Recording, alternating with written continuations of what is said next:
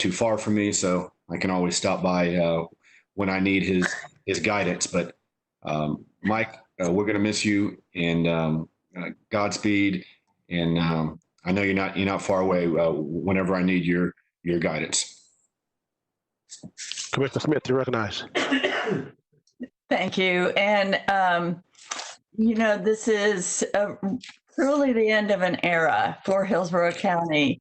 As we change administrators, and bravely everyone turns a page. And Mike, as you turn your own page and move into your next chapter of life, I wish you a happy, well-earned retirement. And I hope that you stay engaged and we hear more from you. But I just want to wish you every happiness in your next stage of life, and go with our good wishes. That's it. Commissioner White, you recognize. Thank you, Mr. Chairman. Ditto to what everyone said. Commissioner Hagan, I know, touched on it in a big way, but Mike, you came in, in the aftermath of the 2008 economic downturn, and here we are now with this COVID pandemic. So I'm just thankful for what you brought to the table and managing the county's budget and finances, and you've been steadfast. You've done a good job at the helm, and as I've said time and time again, I know you're just going to enjoy retirement to the fullest, and I too would like to hear from you from time to time. Best wishes. Thank you, Mr. White. Commissioner Kipp, you recognize. Thank you. Yes, also, I'd like to reiterate all the above and say thank you so much for your service to the county. And again, the pet resources seems such an appropriate, it was a lovely sign out there, and seems such an appropriate place for your name. So thank you much, and do wish you all the best in a really robust and wonderful retirement. I can't imagine we won't be hearing more from you, but thank you for your service. Okay. I'm the chairman. I'm going to leave my remarks to the very end of this presentation. So at this time, I'm going to invite County Attorney Christine Beck to say a few words. Ms. Beck, you're recognized. Thank you, Mr. Chair. I know your agenda is full, so I will be very brief. I've also been with Hillsborough County for a long time, and I've worked directly with Mr. Merrill since the 1990s when he was the Director of Debt Management, through countless litigation matters and complex business transactions. I saw his rise to the position of county administrator, and I saw him meet the great demands of that position and the countless challenging issues. Mike has definitely left his mark on county government. He truly transformed the attitudes of employees and created a customer-focused, highly professional organization. Mike, I've appreciated your support over the years, and I wish you peace and contentment as you transition into retirement and your next life chapter. Thank you for your service to the county government. Thank you, Mr. Chair. Thank you, Ms. Beck. Thank you, Christine. Next, County Administrator, Ms. Bonnie Wise. Thank you, Mr. Chairman. Everyone's spoken about Mike's unwavering commitment to customer service, and Mike, your thoughtfulness and creativity and problem solving. I've known Mike for over 25 years as well in various capacities, and Mike truly is all that what everyone has been saying, but for me, it's even more. You've been a valued client, a trusted colleague, an inspiring boss, and a sincere friend. And I want to thank you for your guidance and your leadership, and I hope to have the same wisdom and thoughtfulness and decision-making that you've demonstrated throughout your career. I wish you all the best in your retirement. It's so well-deserved. Take care. Thank you, Bonnie. As I said, I'm going to wait and give my few remarks at the end. So, Mr. Merrill, I'd like to take this opportunity to present this video that further illustrates how much you mean to Hillsborough County.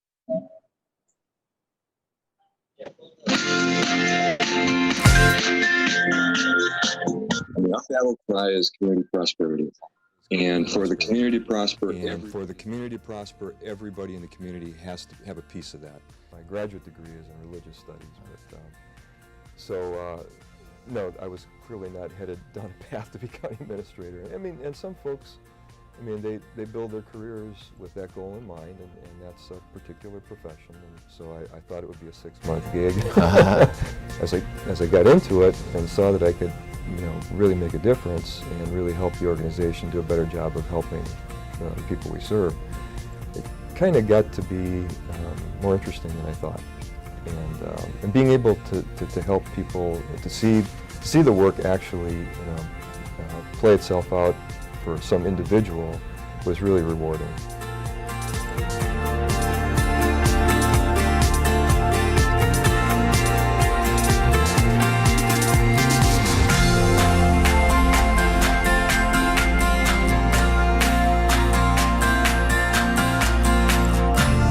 It's a very influential book that was written in 1946 by Viktor Frankl. The title of the book is A Man's Search for Meaning. Frankl says, don't aim at success. The more that you aim at it and make it a target, the more you are going to miss it. For success, like happiness, cannot be pursued. It must ensue. And it only does so as the unintended side effect of one's personal dedication to a cause greater than oneself, or as the byproduct of one's surrender to a person other than oneself. This concludes our ceremony, but before we adjourn, I want to call on the #1 county administrator in the world, Mr. Mike Merrill. Well, thanks for giving me the opportunity. I really am just honored to have the ability to work with all of you great people, and it's been a terrific journey. We got a little bit more work to do, but I couldn't be prouder, and I will always have your back.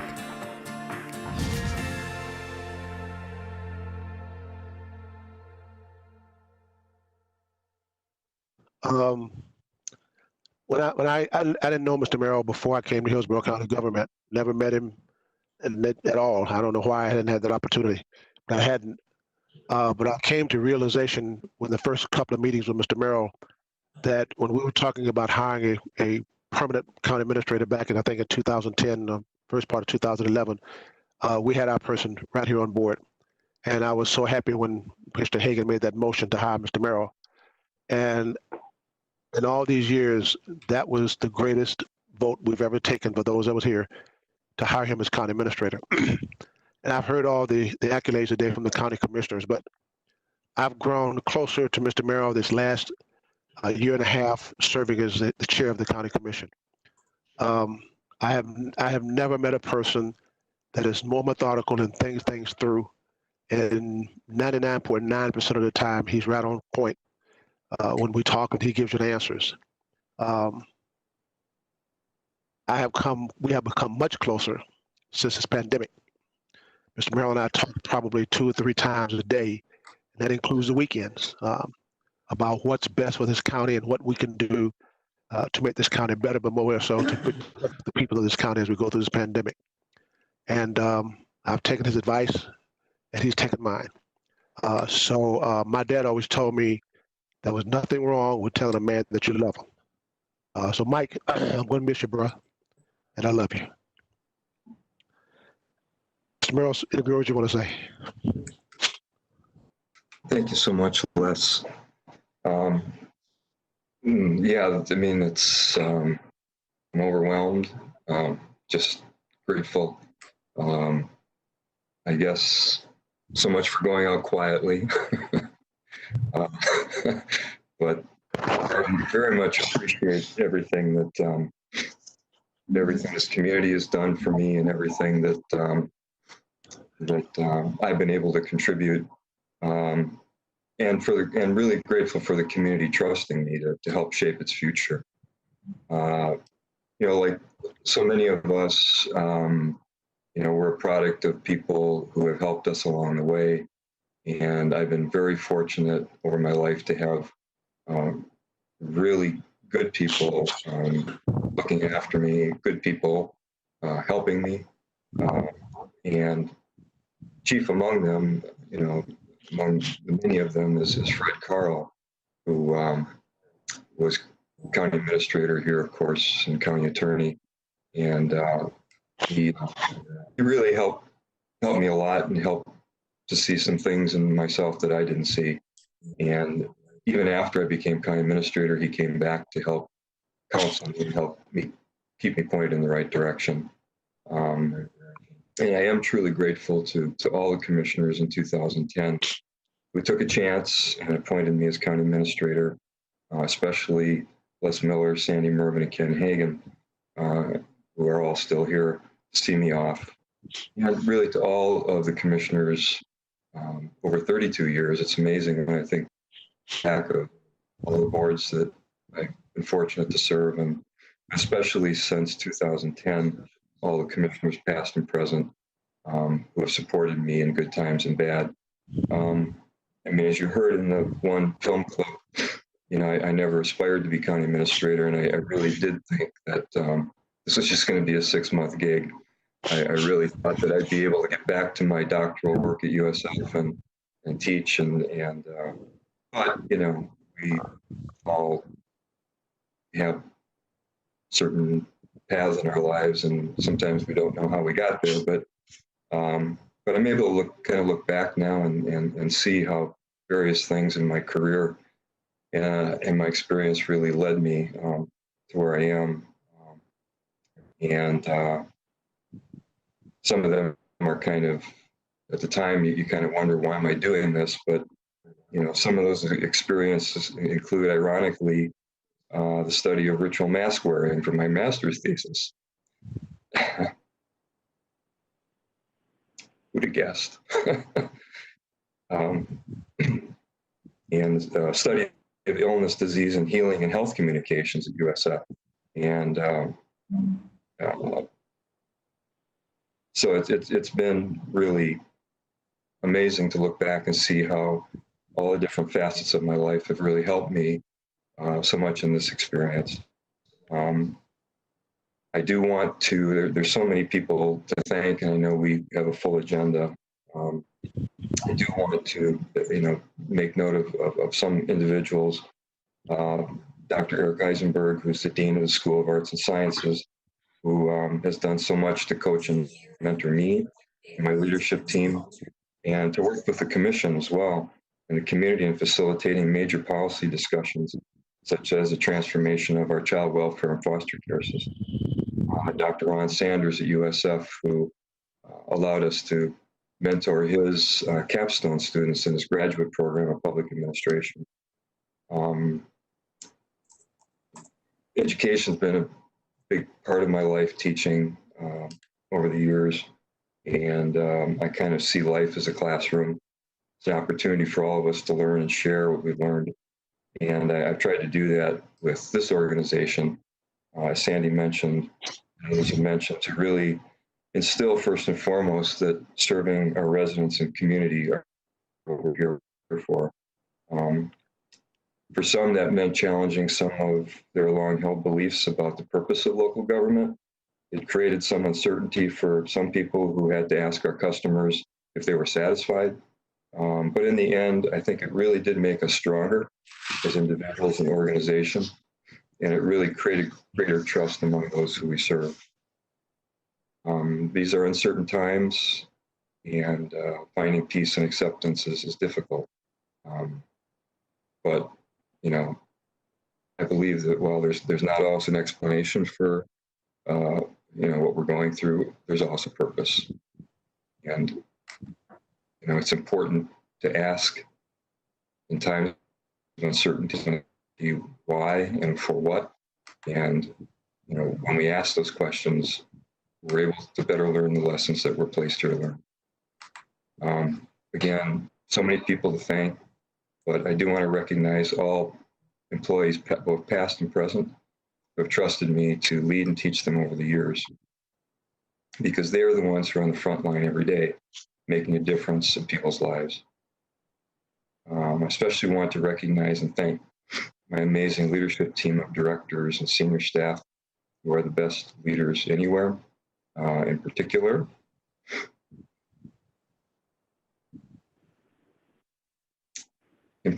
I want to thank Lucia Garces.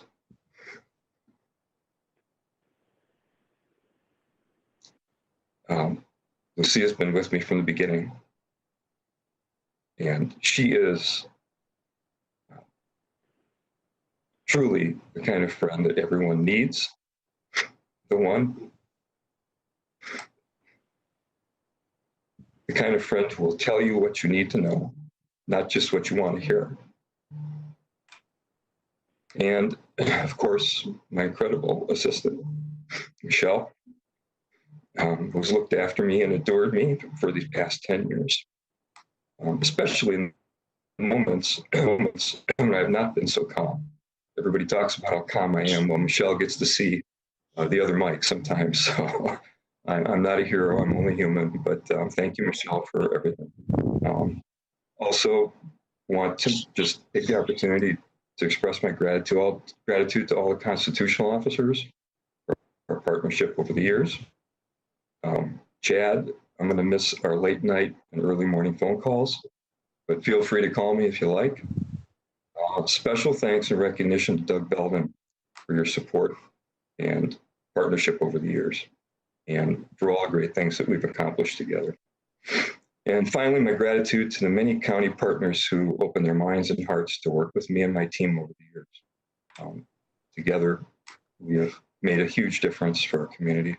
Once again, I express my gratitude to you, commissioners, for your support and for giving me the opportunity to serve, and especially to Les Miller for your friendship and your love, and for walking at my side over these difficult months. I love you too, brother.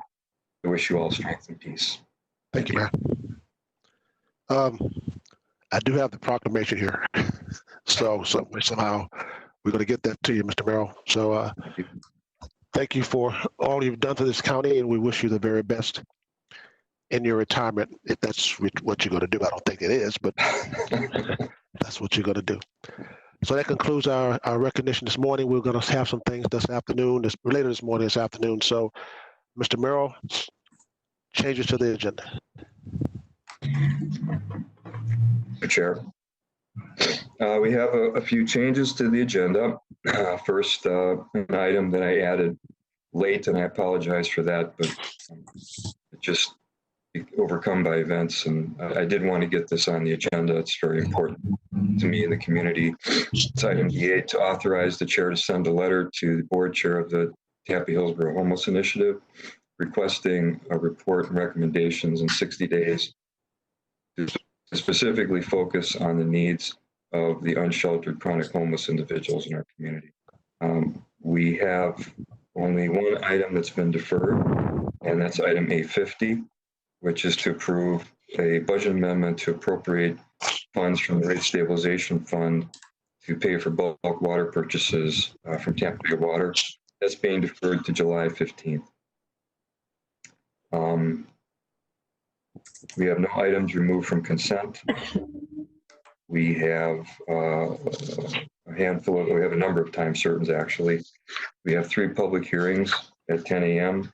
D1 is a public hearing on a continuing matter, which is the extension of the moratorium in RP2, and D2, which is a public hearing related to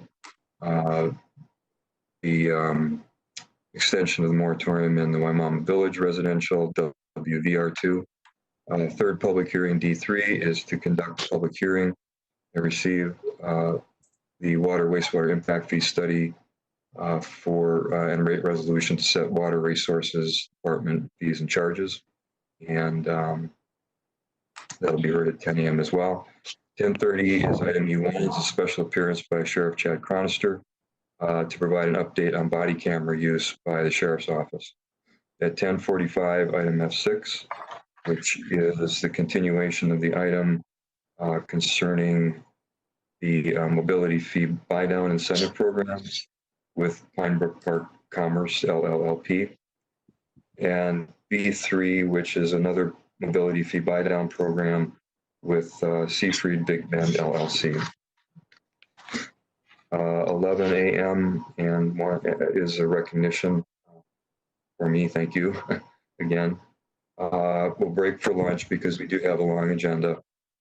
And 1:30, I asked if this was an error. It's another recognition for me, so apparently it's not, but looking forward to that. Thank you. Not. 2:30 is a special appearance by Mark Sharp and Eddie Birch and Chris Bowen of the IP district to update you on their business plan. 2:30, item B4 is related, which is request for funding to complete the business plan for the IP district. And also at the same time certain is request of the board to advertise a request for proposals for a master developer to redevelop the Museum of Science and Industry property. And finally at 2:45, although I'm sure we'll be going longer, is item B7, which is to schedule a public hearing for the county solid waste enterprise for the purpose of setting, taking public comment and setting solid waste system assessments, fees, rates, and charges. And those are the changes to the agenda. Commissioner White moves the changes. There's a motion by Commissioner White, second by Commissioner Merman to approve the changes to the agenda. Seeing no discussion, please call the roll. Good morning, Miller. And this will also Miller? serve as a roll call. Hold on. This will also serve as a roll call for quorum purposes. I forgot to do that earlier. So do both of these. Just mark them as both of these. Go ahead, sir. I'm sorry. Yes, sir. Miller? Yes. Hagan? Yes. Kemp? Yes. Merman? Yes. Overman? Yes. Smith? Yes. White? Yes. Motion carried 7-0. You do have a quorum. Thank you very much. We're now moving to public comment. The board welcomes comments from citizens about any issue or concern. Your opinions are valued in terms of providing input to the board members. However, it is requested at the same time when you address the board that comments are not directed personally against a commissioner or staff member, but rather directed at the issues. This provides a mutual respect between the board members and the public. The board has set aside a 45-minute period in the morning immediately following changes to the agenda for public comments. At the discretion of the chair, the board may again hear public comment at the end of the meeting. Anyone who wishes to speak during the meeting will be able to do so by completing the online public comment form found at hillsboroughcounty.org/speakup.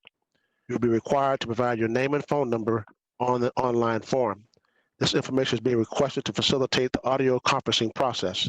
The chair will call on speakers by name in the order in which they have completed the online public comment form. Authorization is on a first-come, first-served basis. An audio call-in number will be provided to the participants that have completed the form after it's received by the county. All callers will be muted upon the calling and will be unmuted in the submission order after being recognized by the chair by name. Up to 3 minutes are allowed for each speaker. Citizens speaking on scheduled agenda items will be heard before citizens speaking on non-scheduled agenda items. When addressing the board, please state your name and speak clearly. Our first speaker is Gerald White.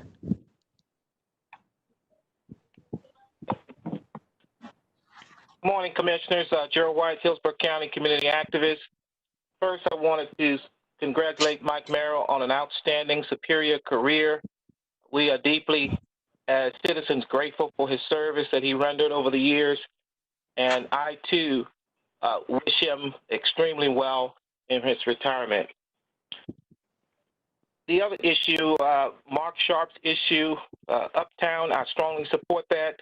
And I encourage the commissioners as a group, as a whole, to support any activities related to Uptown.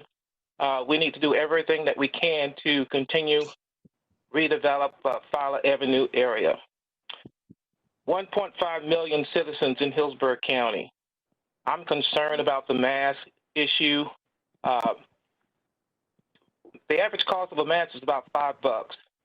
So I'm just concerned that if the county passed anything, created any laws, it doesn't do any harm to the citizens in this county. If you're going to have a law that sends an impression as a requirement of masks, then the county need to have dispensers throughout this county, inside the municipalities, and in unincorporated Hillsborough County that provide masks to citizens that can't afford. We have so many folks out of work right now, and I'm just concerned about that.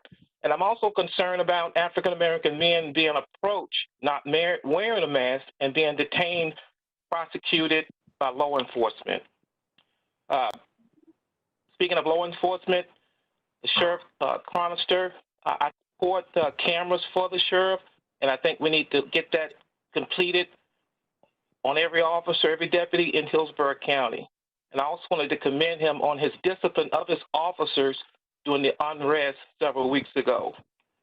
I like his steady hand, and I encourage the sheriff, Chronister, to continue with that steady hand in unincorporated Hillsborough County and also with inside the municipalities. Commissioner Miller, good to see you. Thank you for allowing me to speak today.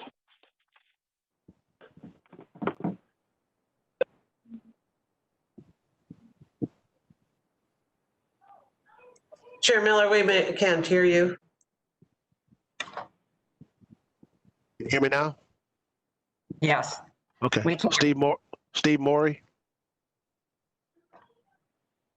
Thank you, Chairman Miller. Good morning. My name is Steve Morey. I'm the Senior Vice President of the Tampa Bay Economic Development Council. My statements are in regard to agenda item F6 and the mobility buyback fee program. I'm here on behalf of our organization to voice our support for the mobility buyback fee program. We support it for two important reasons. First, because it's an important tool for us to use to compete for economic development projects. Preserving economic incentives like this one helps to ensure that we remain competitive with other markets vying for the same business, especially when they offer other incentives that we do not. Second, this program gives us a more attractive inventory of industrial buildings so that our small businesses can grow and prosper. Having such inventory gives our local companies that are looking to expand more options for larger space within Hillsborough County. Our company wins when these companies expand here versus another market, and most importantly, are able to create more jobs for our residents. I thank you very much for allowing me to share the Tampa Bay EDC support for the mobility fee buyback program this morning. Thank you. Chris Villa.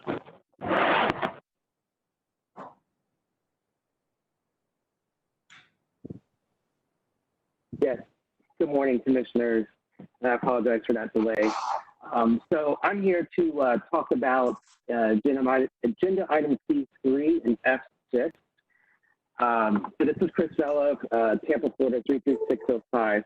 I don't believe that taxpayers should, or residents should deal with the burden of other people's mobility fees. And what I mean by that, other developers' mobility fees. And I think that is completely, when I saw this agenda, I was completely shocked because. Excuse me, Ms. Miller.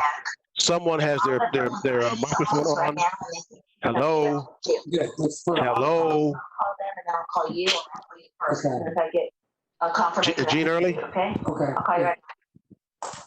Mr. Early? Sorry, hold on. There you go. All right, Mr. Villa, I'm sorry. Go ahead. Start over. Okay. No, thank you for accommodating.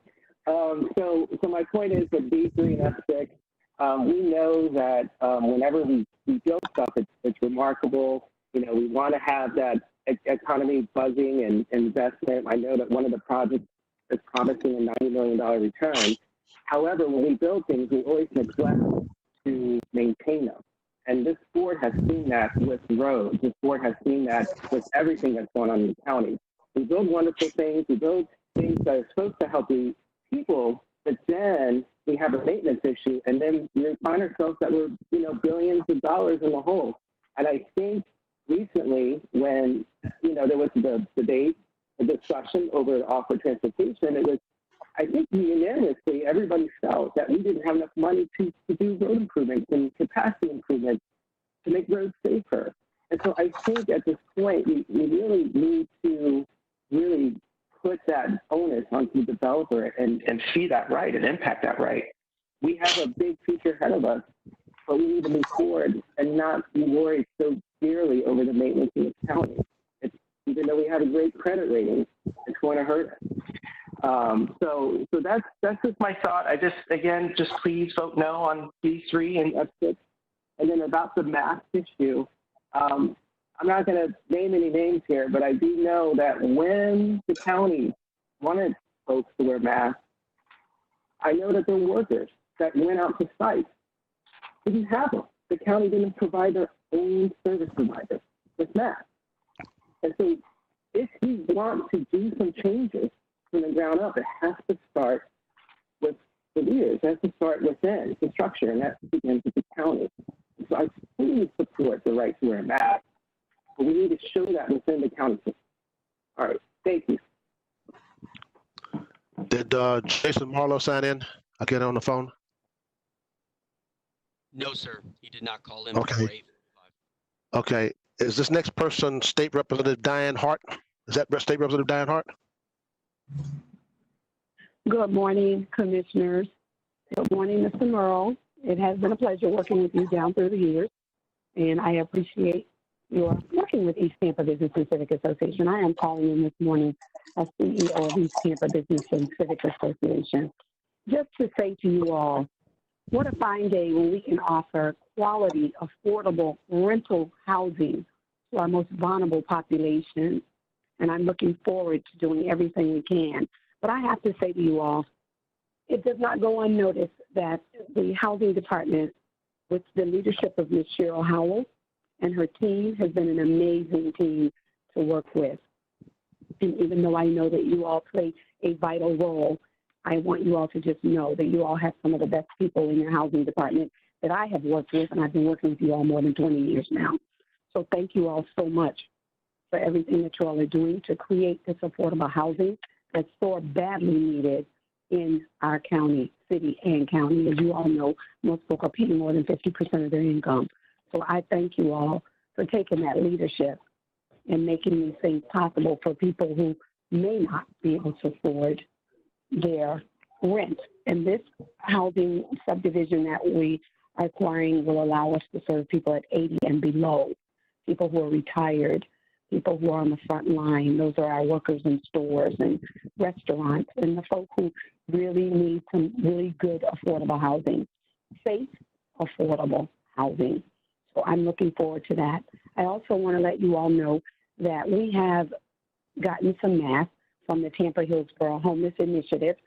So have we been able to provide them to Riverview, Wow Mama, and a couple of other locations. So I don't know at what point Tampa Hillsborough Homeless Coalition will share pictures and all with you all of the senior citizens that we've been able to give them out to.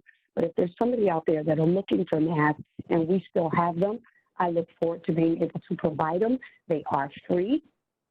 And I just want you all to know how happy we are to be able to help people who can't buy them. And yes, they're probably a little more than $5 in some places, but the seniors were just elated on yesterday as we passed out when we were able to provide masks to them. And some said this was better than getting groceries today, that we were able to get these masks.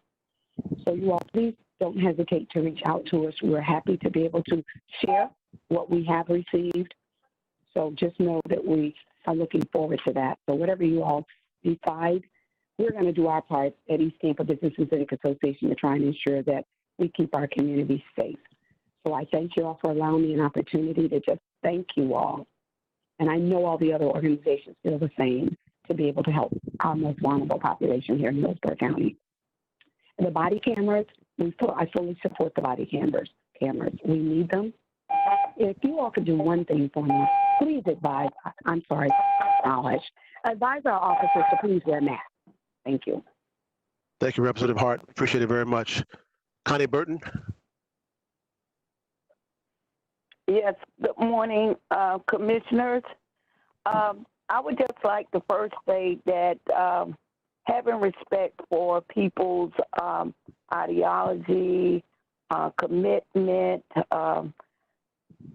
but when I hear the Pledge of Allegiance being said, I just often wonder, in the period in which we're now forced to look at, that phrase for liberty and justice for all, that we would have an opportunity, that I would have an opportunity to say that that phrase, that part that we all recite becomes a reality for the population of people that we see now that is demanding justice inside of our community. First, I would like to say as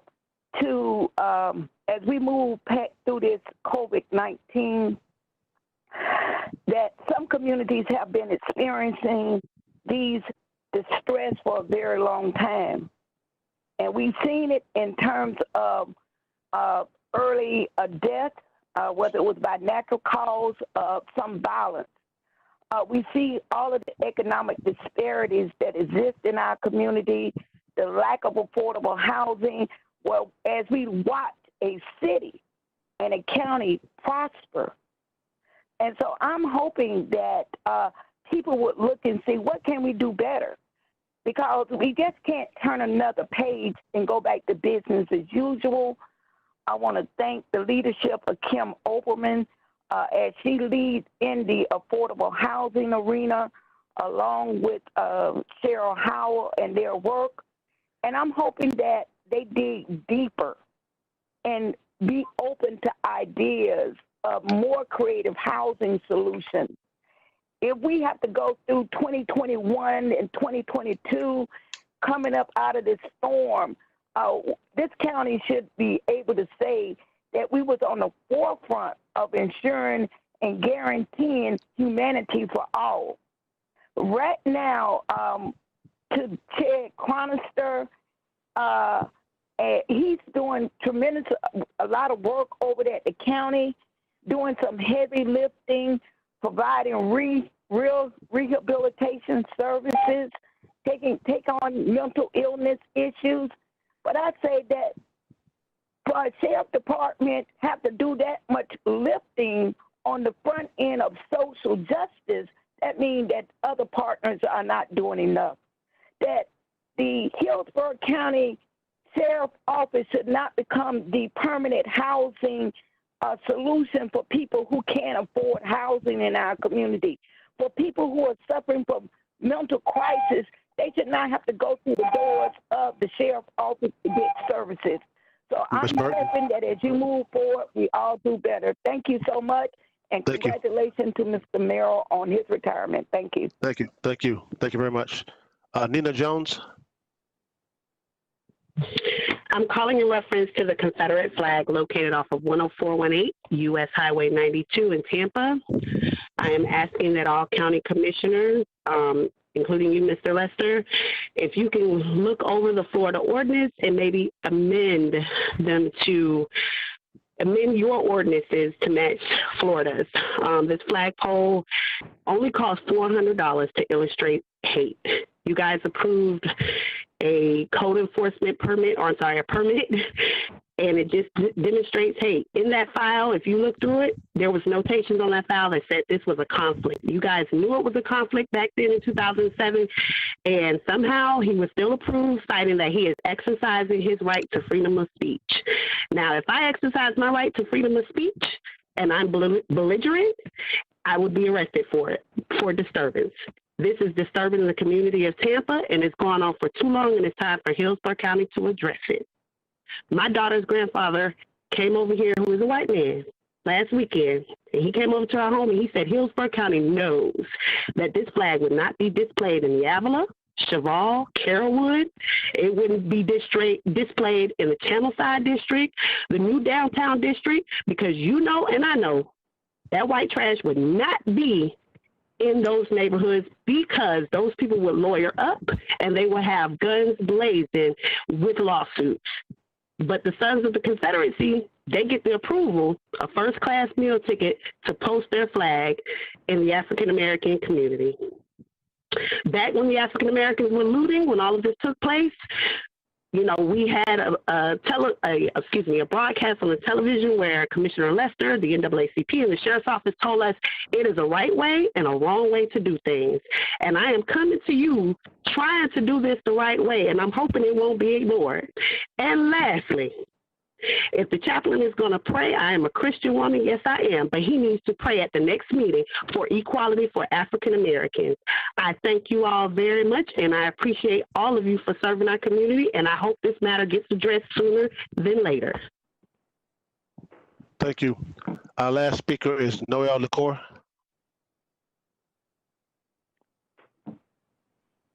Good morning. I'm here to speak on agenda item B3. This warehouse hub will dump tons of large truck traffic onto already congested roads, such as 41, Big Bend, I-75, and 301. Please do not waive the 75% of the mobility fees for this project. There is no need for an incentive like that in that area. It is a prime area for residential and commercial development. It is also in very bad shape and one of the worst intersections in the county. Mobility fees are the main funding source for providing transportation infrastructure. As most of you know, that area is a dumpster fire. If you vote yes for this agreement, you will be adding more fuel to that fire. Please vote no on B3. Thank you. Thank you. That was our last speaker for public comment. Pardon me? Chairman, this is James Brewer. We have one more I caller. can't hear you, Mr. Brewer. Chairman, we have one more caller. Michael Land Heffelmeyer is on the line. Michael, okay. Michael and Heffelmeyer, you there, sir? Yes. Hi. Ma'am, I'm sorry. Yes, I'm here. Good morning. Hello. Yes, that's okay. Hello. Good morning, guys. Thank you for the time today. I wanted to just make a note of needing an update on PRS applications and hearings. Those are minor PD modifications within the county. There are approximately 30 applications that were put on hold due to meeting cancellations back in May. Related to the COVID, and now the major modifications to PDs and PDs themselves, as well as variances, have all been rescheduled, whereas these minor modifications and PRS applications have been stuck in limbo. And just really wanted to speak to the commission about just making sure that we sort of close that loop. You know, many of us are under contractual deadlines, and of course want to have our chance to be able to have this heard. So just wanted to play our case of making sure the PRS applications get scheduled for hearings. Okay, thank you very much. Mr. Brewer, did anyone else call in? No, sir. That concludes public comment. Okay, that concludes public comment. May I have a motion to approve the consent agenda? Approval. Move approval, Commissioner Merrill. Second, Commissioner Kemp. I have a motion by Commissioner Merrill, second by Commissioner Kemp to approve the consent agenda. Seeing no further discussion, please call the roll. Miller, Yes. Hagan, Yes. Kemp, Yes. Merman, Yes. Overman, Yes. Smith, Yes. White. Yes. Motion carried 7-0. Thank you. Before I call on Mr. Merrill to go into our agenda and time certain issues, members, we have a very, very, very long agenda today. Very long agenda. And as you can see, we do have a place to, if we can, break for lunch and come back at 1:30. I know there's some issues on here that some of you want to talk on, but we need to make sure that your remarks are brief. So if you hear me say bring it in for a landing when you're speaking, please bring it in for a landing, because if you don't, then I'm gonna have to do something differently, because we cannot be here to 9, 10 o'clock tonight. So please, when you're speaking, be considerate, be short, get your point across, and kind of bring it in.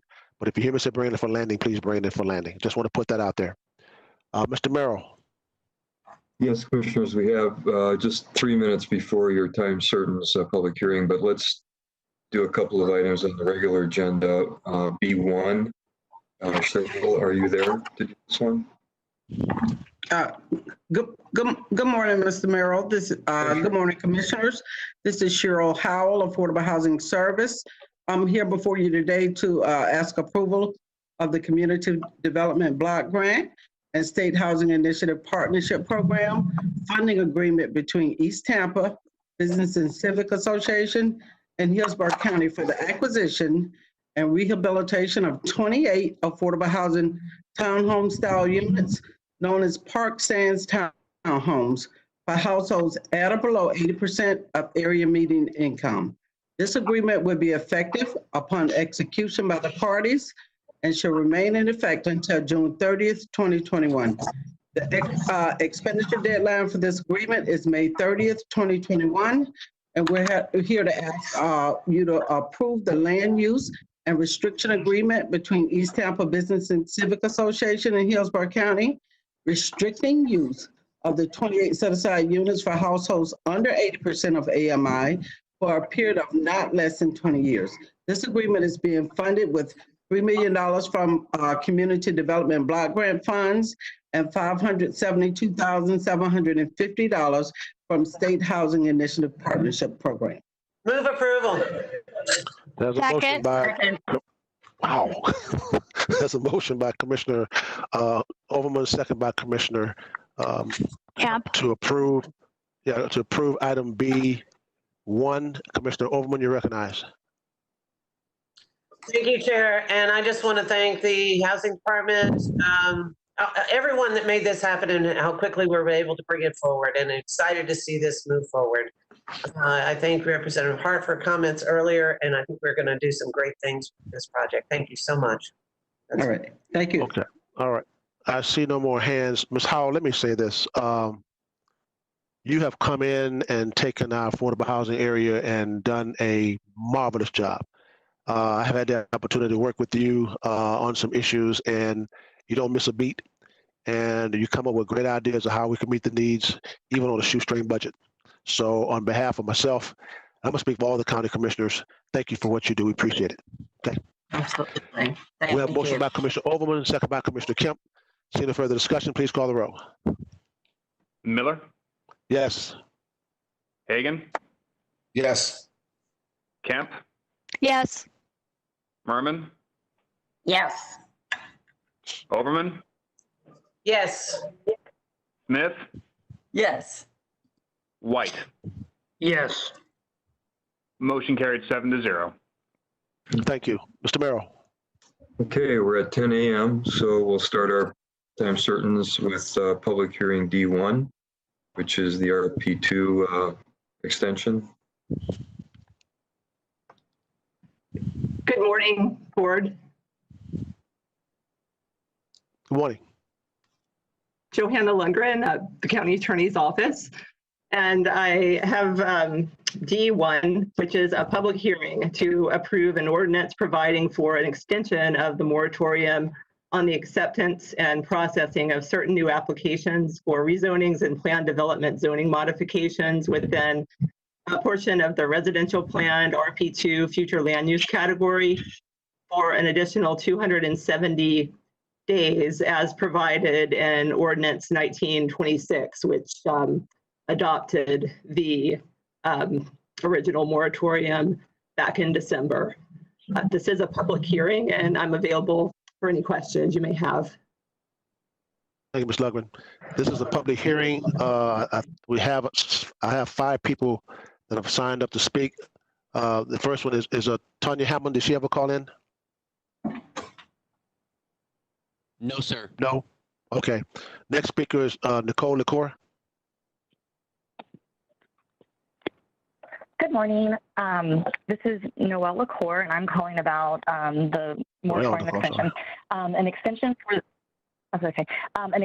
the RP2 moratorium is needed. As you all know, we have been under a state of emergency for the last 3 months, and there's no way to know how much longer it will last. Between that and the fact that the only extension can be given, only one extension can be given, the extension needs to be the full 270 days allowed under the ordinance. I'm sure at least one of you will try to have that number reduced.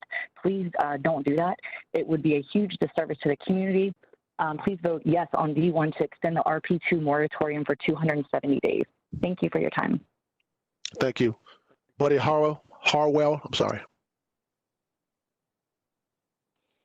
Yeah, good morning, Commissioners. Buddy Harwell, Balm, Florida. I'm here today to ask you to extend the moratorium for the RP2 for at least 120 days, same amount of time as we've been locked down for the COVID. Recently, we just found out that there's a north and south zone that was in this that was not discussed when we first started. You got to realize a lot of people out in this area does not have internet, and the cell phone service is kind of shoddy at the best. You're considering extending the zoning process, the LDC 20-0856. So this should be follow right in line with that, extending it, let the people have process, more face-to-face meetings, so we can get this process done and for a timely matter for the developers and for the landowners out here. Thank you. Thank you. James Franklin. This is James Franklin calling from beautiful downtown Baum. I'd like to thank the commissioners for keeping this moratorium going. It'd be nice if it went to the rest of this year, but that probably won't happen. But we need whatever we can do to hold back these big developers and help these people out here in this part of the county that don't really have a lot to say. Thank you and have a great day. Thank you. That's the last speaker I have for public comment on D1. Mr. Brewer, are there any others that got called in? No, sir, that concludes D1. Okay, that closed the, pardon me? Hold on. That closed the public hearing. Commissioner White, you recognize. Thank you, Mr. Chairman. And because we have a packed agenda in the abundance of time, I'm going to go ahead and speak to item D1 and D2 since they're so closely related. I just want to say both of these items that I will be voting yes on both of them. As a matter of law, we only get one bite at the apple on this extension. But I did want to just say on the public record that my expectation of both Planning Commission staff and county staff is that we get this wrapped up and lift the moratorium just as quickly as possible should these items pass. So, I'm supportive of 270 days, but I'd very much like to see this brought in for a landing in the next 3 or 4 months. And my understanding from staff is that that's possible. Also want to say that having grown up in that exact area of South County, I recognize that Baum and Waimama are two distinct communities. I know that their plans as we do this work will have some policies that will recognize the unique character of each community. But given that they're adjacent to one another and that they have a lot in common, with respect to what happens to transportation infrastructure as growth happens there and our school system and so on and so forth, I would very much like to see the work on each of those areas in sync to the greatest extent possible. Thank you. Thank you. Commissioner Overman, you recognize. Thank you, Chair. I fully support both moratorium extensions. My sincere hope is that staff will use less time when available. But with so many unknowns given our COVID-19 circumstance, I believe giving Ms. Sornita and her team the flexibility to complete her work within a reasonable time frame is essential. We need to do this right and not hastily, and make sure the citizens have the opportunity to live in the communities of which they desire for many years to come. And so I would move approval for this item. Motion by Commissioner Overman. Second, Commissioner Kemp. Second by Commissioner Kemp to approve item D1. Seeing no further discussion, please call the roll. Miller? Yes. Hagan? No. Kemp? Yes. Merman? Yes. Overman? Overman? Yes. Smith? Yes. White? Yes. Motion carried 6-1. Commissioner Hagan voted no. Mr. Merrill.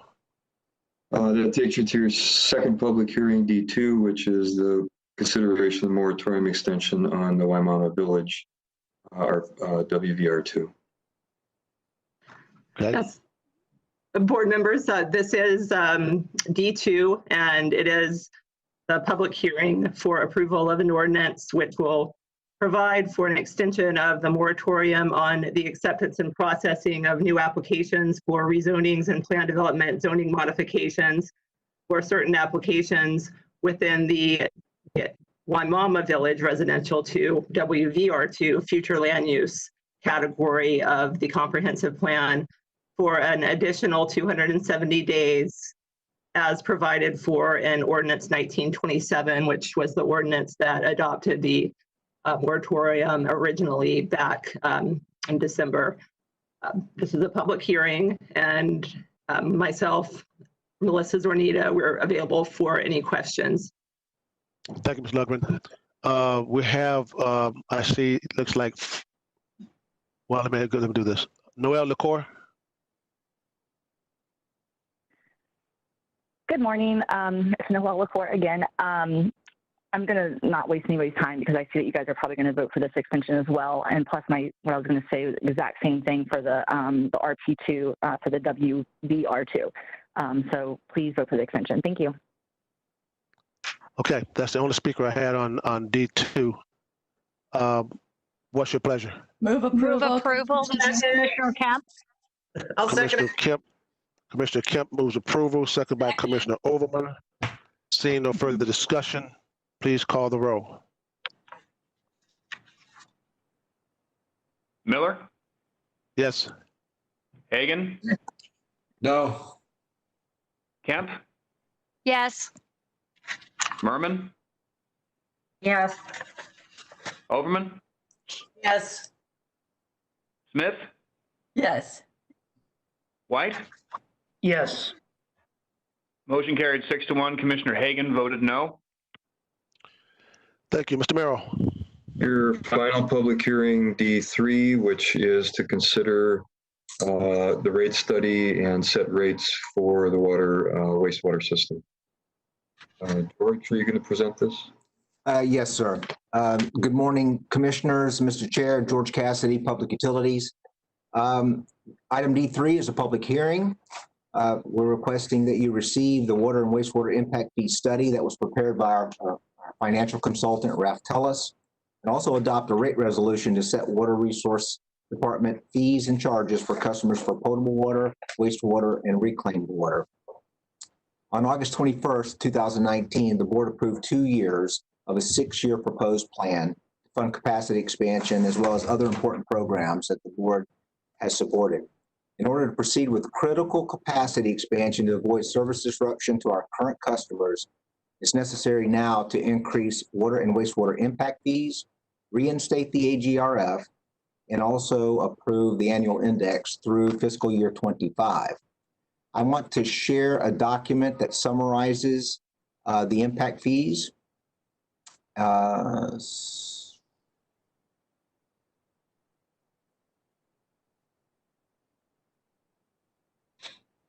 Beth Chanella put this document together. Can you see this, Commissioner? Not yet. Can you make it bigger? Let's see. Let's see if this does it. Yeah, well. No, I might need to go to my support team. Stand by, George. I will share on your behalf. Thank you.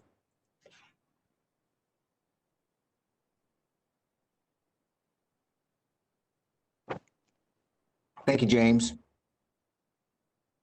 Perfect. There we go.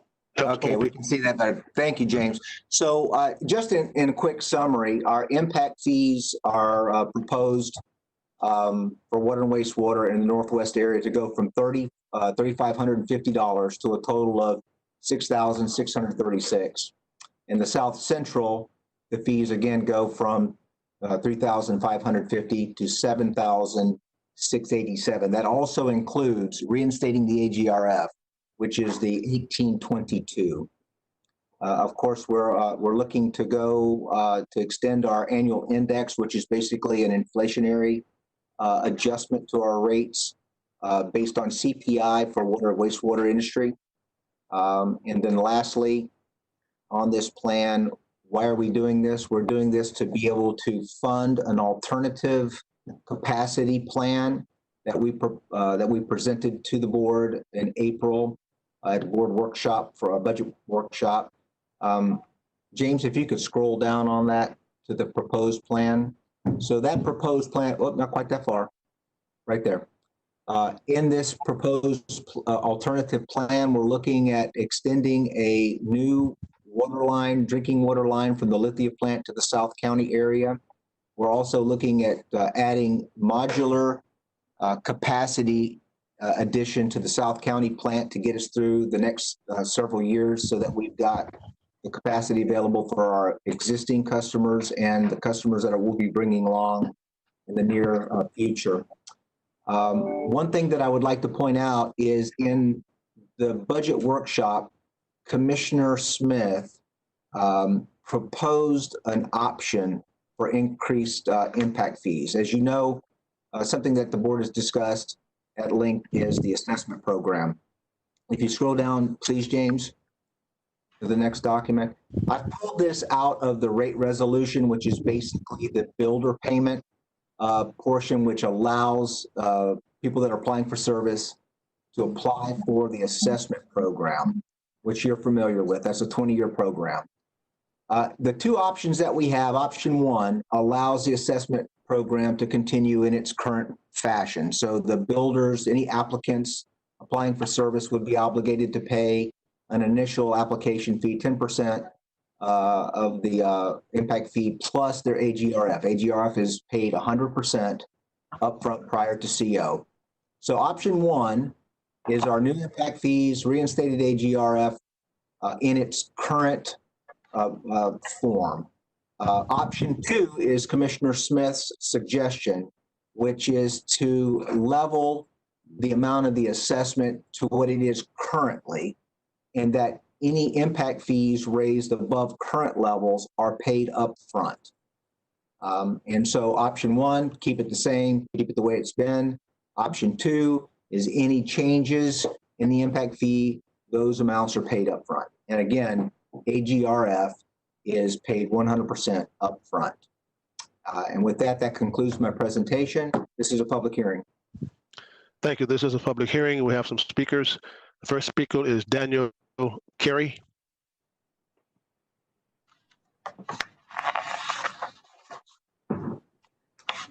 Daniel Carey.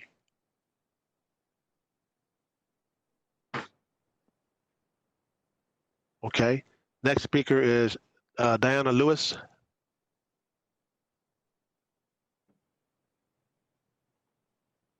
Diana Lewis. Okay, next speaker is Chris Villa.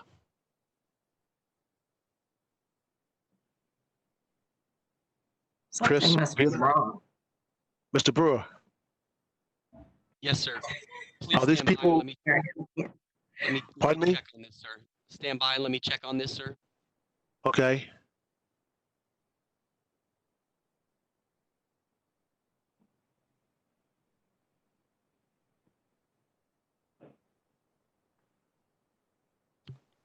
Sorry, sir. Those members were on the line earlier, but disconnected. The last speaker that is available is Noelle LaCour. She is still on the line. The other members did fall off. Thank you. Noelle LaCour, you recognize. Good morning. This is Noelle LaCour. Please choose option 2 in the proposed water impact fee resolution. Developers should pay more of the water impact fee and upfront instead of pushing 90% of it off onto homeowners over a 20-year assessment on the homeowner's tax bill. It's schemes such as that are to blame for some of the infrastructure issues that the county has. This assessment fee program needs to end, but since a few of the commissioners voted not to end it, the next best thing right now is option 2. Please vote for option 2. Thank you. Thank you. I believe that closes public hearing, right, Mr. Brewer? That's the only one who was left on the line? Yes, sir. She was the only one on the line. Okay. Members, what's your pleasure? May I speak, Commissioner? Okay. Yes, I don't know if the hand thing is working again or not, but Commissioner Smith, you recognize. Thank you. And, you know, I want to thank our water department staff under George Cassidy for working so hard to come up with a solution that will have us paying less during this economic time. He's putting in place this modular system. I mean, they've really gotten creative over how to save money on a problem that is really in a dire straits. As Commissioner Merman knows, she and I are both on Tampa Bay Water. We are in dire straits, needing to fund our water improvement system. So I appreciate working to keep that economically. And yet, of course, we are have this report showing what the impact fees need to be, and the fees for the users as well. So I just want to explain the difference between the options. Can staff put that back up on screen? Can we? Is there a way to see both option 1 and option 2? Because commissioners, we need to choose one of these two options today as we pass this resolution.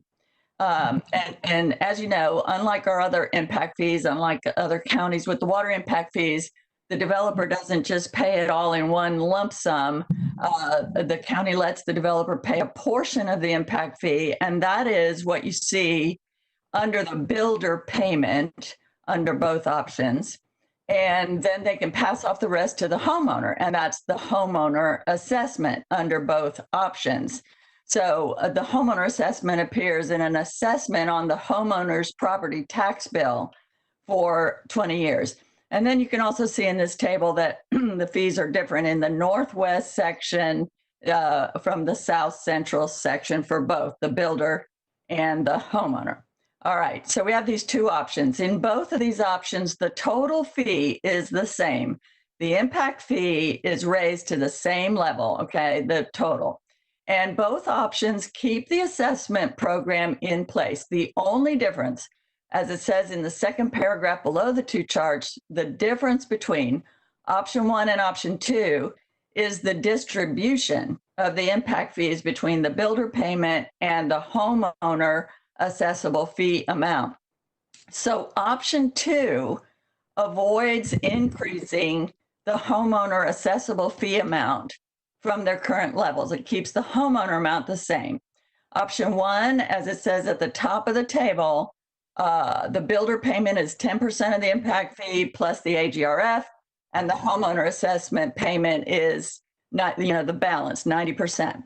Option 2 offers a way to make things a little better for the homeowner. Instead of continuing to charge the developer 10% and the homeowner 90%, while we raise the total fee and thereby raise the amounts charged to both, option 2 lets us keep the amount on the homeowner's tax bill the same as it is now, while we raise the total fee and charge all the increase to the upfront builder payment. So option 2 is a way to raise the water impact fee without raising the water assessment on the homeowner's tax bill. And that's the way I think we should go, especially in this economy when I know we are all working to avoid raising our citizens' tax bill. And I just want to make a final point, and that is that the homeowner actually ends up paying much more than the share that we assess them. That's because in addition to the numbers that you see under the homeowner assessable fee, the homeowner also ends up paying interest. Commissioner Smith is bringing it for landing. And a hefty collection charge. So when they pay this over the 20 years of the tax bill, they end up paying $2,500 to $4,000 more than the numbers you see. So that makes it even more important for us to keep that number low. And with that, I will move the item with option 2. Second. We have a motion by Commissioner Smith. Okay, I heard you, Commissioner Kemp, with option 2. I don't know if the hand indicator is working. I don't see any other hands. I have a hand up. Commissioner Kemp, you recognize, and be ever mindful, Smith just said a lot, so let's not reiterate what's been said. Go ahead. I want to first of all thank George Cassidy for doing an amazing job. I've been working with him. He's been so good at really explaining and giving a background and looking at a way to come up for us to pay for this system in the future. And I know he has told me he spent sleepless nights worrying. We have water pressure issues. We have everything. So thank you to our staff for putting forward this. I am so pleased that we are here to among this, reinstate the AGRF, the capacity fee that we had from 1996 to 2014. Since we dropped it in 2014, I wasn't on the board then, but we've lost $100 million that could have been used for capacity in South County. So it is utterly essential, critical that we put that fee back in, and I'm glad to have it presented. I'm also very pleased to have, thank you, Commissioner Smith, for the work you did on the impact fee assessments on option 2, which I'm obviously totally supporting. And finally, this makes it so we don't have to do these gargantuan rate increases for everyone to pay in the county. So this is all good, and I'm very pleased to have this be moved forward. Commissioner Miller, yeah, I see your hand. You recognize. Excellent. Thank you very much, and I'll keep this short. I thank George Cassidy, his whole crew, and actually Commissioner Smith for offering an option 2. As I've said in the past, while I believed it was appropriate to bring the AGRF forward as it was in place, but I still have a great problem with the financing part of that element. So I appreciate that. I appreciate the phased approach to our wastewater rates, and is obviously a critical item that we need to address, especially in South County. I know this item calls for a pause to the septic sewer program, and I understand the urgency of these other capital improvements, but I would like to ask staff to eventually revisit that item as conditions permit. But I will be in support of option 2. Thank you very much for bringing it forward. Okay. I see no further hands. Let me ask a question of the staff. Could you put those 2 options back up, please?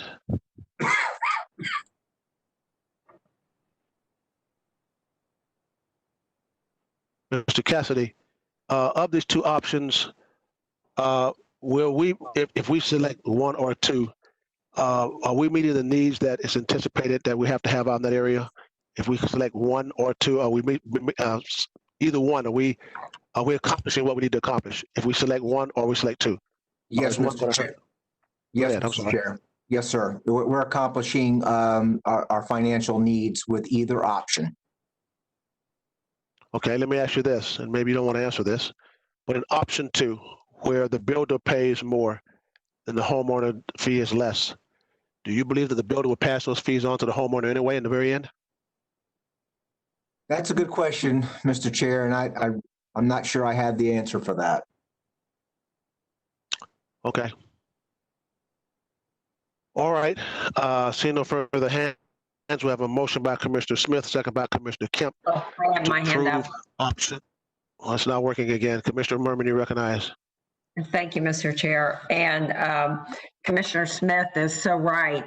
South County needs this water so bad.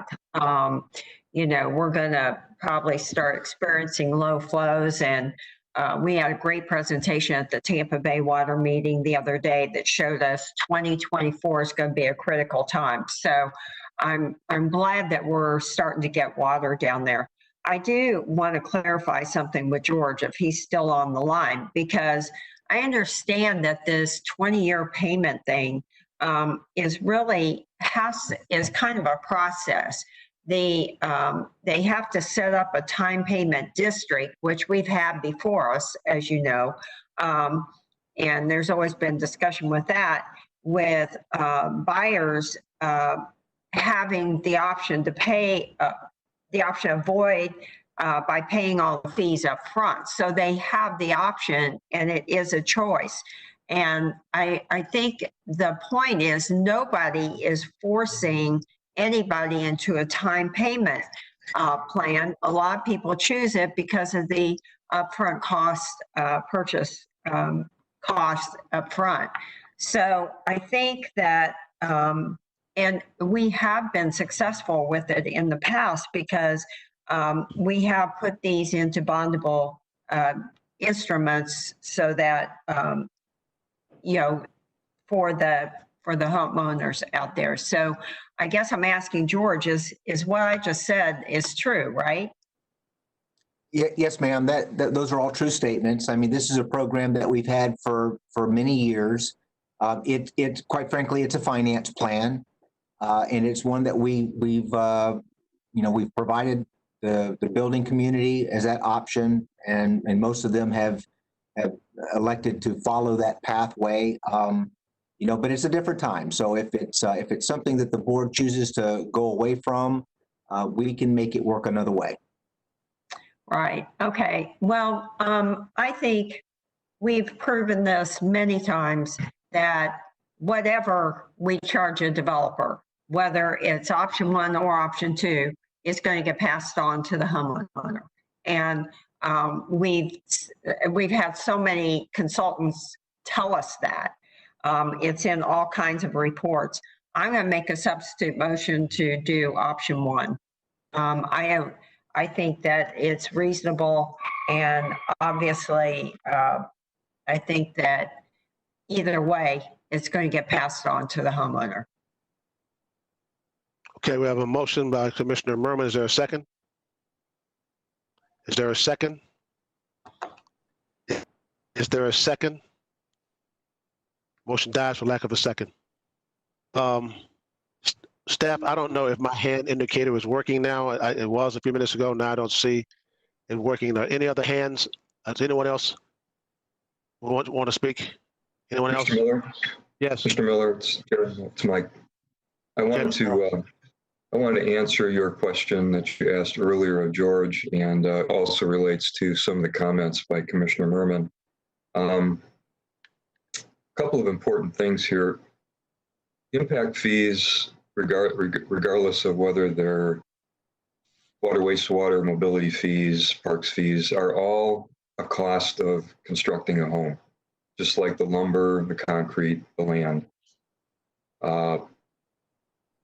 Regardless of how much a builder contributes directly or through an assessment program, that's a cost that has to be calculated by the developer in setting the price that he's selling, or he or she is selling, to the eventual owner. So the answer to your question is yes, it does get passed along as one of many costs of constructing a home. The pricing of a home is a lot like the pricing of a car. When we all have had the experience, you go and buy a car, and the first thing the salesman wants to know is, how much do you want to pay monthly? How much can you afford monthly? For the vast majority of home buyers, that's the same calculus.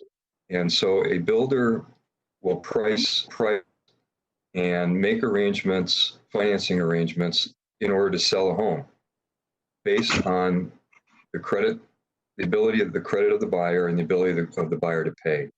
And so regardless of whether it's paid in assessment, whether it's paid by the builder, it's all part of the calculation of what can a buyer afford. The other important thing to realize is that builders and developers don't create growth. It's the ultimate purchaser, occupier of a residential home or a commercial development that's creating the growth and the stress on our system. And that's the appropriate party to be paying for the impact of growth. It is paid for, as I said, either way, in the price of the home or through an assessment. As Commissioner Merman mentioned, homeowners have the ability to pay off the assessment if they so choose. They can let it run for its full amount. And in effect, when we bond these assessments to build infrastructure, what has happened every time is that the ultimate cost to the homeowner is less because it's a shorter period of time over which it's being financed. So I just wanted to make sure that those points are on the record. As George said, we are indifferent in terms of option 1 or option 2 as it relates to running the system, constructing all the assets. he can do what he needs to do either way. But I just wanted to answer your question and also support Commissioner Merman's comments. Thank you, Mr. Merrill. Having said that, Commissioner Merman, you made a motion, a substitute motion, which did not get a second, which means we can't not make that again, but you can make an amendment to the motion to put in option 1 if you want to do that again. Sure. I'll make an amendment to the main motion to change, to not do option 2, but to do option 1. Okay. Is there a second? Is there a second? I'll pass the gavel and second it. Well, I think we have a substitute motion by Amendment. sorry, an amendment motion by Commissioner Merman and seconded by Commissioner Miller. Is there any discussion? Anyone have questions or comments? I see no hands. Okay, great. Call the roll, please. Or take the vote, please. I think we're having technical difficulties. I beg your pardon. Miller? Yes. Hagan? Yes. Kemp? No. Merman? Yes. Overman? No. Smith? No. White? Yes. Motion carried 4-3. Excuse me, the amendment carried 4-3. Commissioners Kemp, Overman, and Smith voted no. Okay, we're back now on the main motion that was amended. I don't see any further hands at this time. So therefore, please call the roll on the passage of the motion with option 1 as amended. Miller? Yes. Hagan? Yes. Kemp? Yes. Merman? Yes. Overman? Overman? Yes. Smith? Yes. White? Yes. Motion carried 7-0. Okay. Mr. Merrill. Commissioners, that takes you to your 10:30 time certain E1, which is a special appearance by Sheriff Chronister to provide an update on body camera usage. Sheriff Chronister, welcome. Good morning, Mr. Speaker. Thank you, Board. Always a pleasure appearing in front of you. Everybody hear me okay? Yes, sir. Okay, if I can provide an update on our body worn cameras. About a little over a year and a half ago, sat down with Mr. Merrill and we decided that we wanted to move forward on body cameras. At the time, we looked at weapons activated camera system, and what that meant is whenever a deputy needed to draw his firearm, we would capture the 2 minutes before leading up to that deputy using, or I should say, removing his or her firearm from their holster. I felt at the time that this would be a compromise. I thought it'd be a compromise in building that trust through transparency by capturing that footage. At the same time, thought it would be budget responsible because again, 18 months ago, it was a lot less expensive technology. So I felt it would be budget responsible. Over the last 18 months, we've done a lot of work, a lot of testing, working with different vendors to try to get it to where we needed it to be to capture the footage we wanted. During this time frame, as we were approaching the finalization, getting ready to enter into contract phase in the beginning of June, the George Floyd murder happened. Back in touch with Mr. Merrill, and what I would like to update the board and ask for, again, your continued financial support. I think there's an opportunity to make history. I think there's an opportunity to take a giant leap not a step, a giant leap forward in building trust through transparency by asking for approval to go to full-time body-worn cameras. The price difference is not significant when you talk into terms of what the cameras would cost, but I think there's an outcry for our public, as we know, to be even more transparent. And as your sheriff's office, we want to be transparent. We know the trust through transparency that body-worn cameras provide. And at the same time, and some people may find this hard to believe, our deputies are calling for this as well. They know that how it protects them to have this video footage.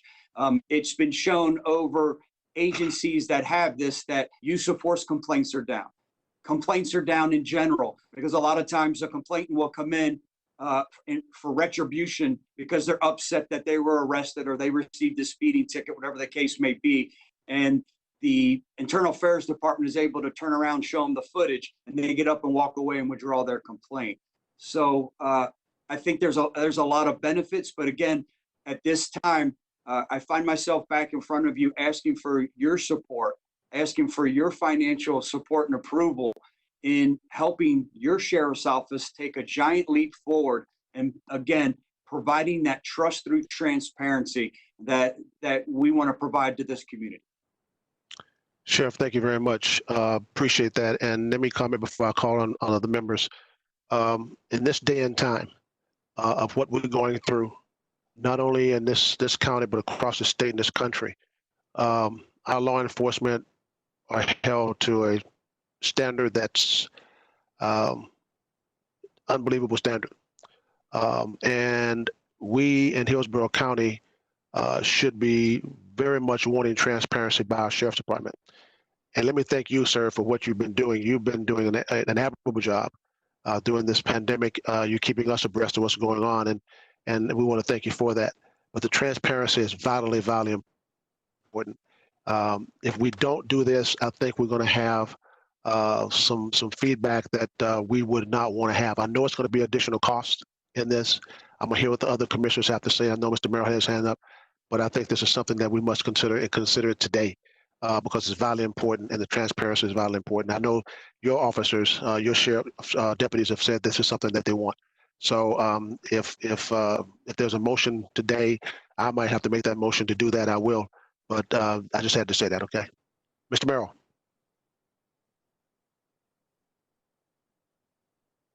Mr. Merrill. Mr. Merrill, we can't hear you. Sorry, I just wanted to echo Sheriff Chronister's comments. We did have discussions, as you know, Mr. Chair, and also with Chief Lazinski. And I do believe this is the right way to go. I support it. I've asked our budget department to expect a change here to support the additional cost and to look for grant funding wherever it's available to help defray some of the costs. But the additional cost is well worth the benefits to the community. So I just wanted to confirm that for you. Thank you, Mr. Merrill. Commissioner Overman, you recognize. Thank you, Chair. Thank you, Sheriff, for being here today. Inviting you here was top of the line, and I wanted to do for a while. As I've gotten to know you as a partner in the efforts working with the Commission on Human Trafficking.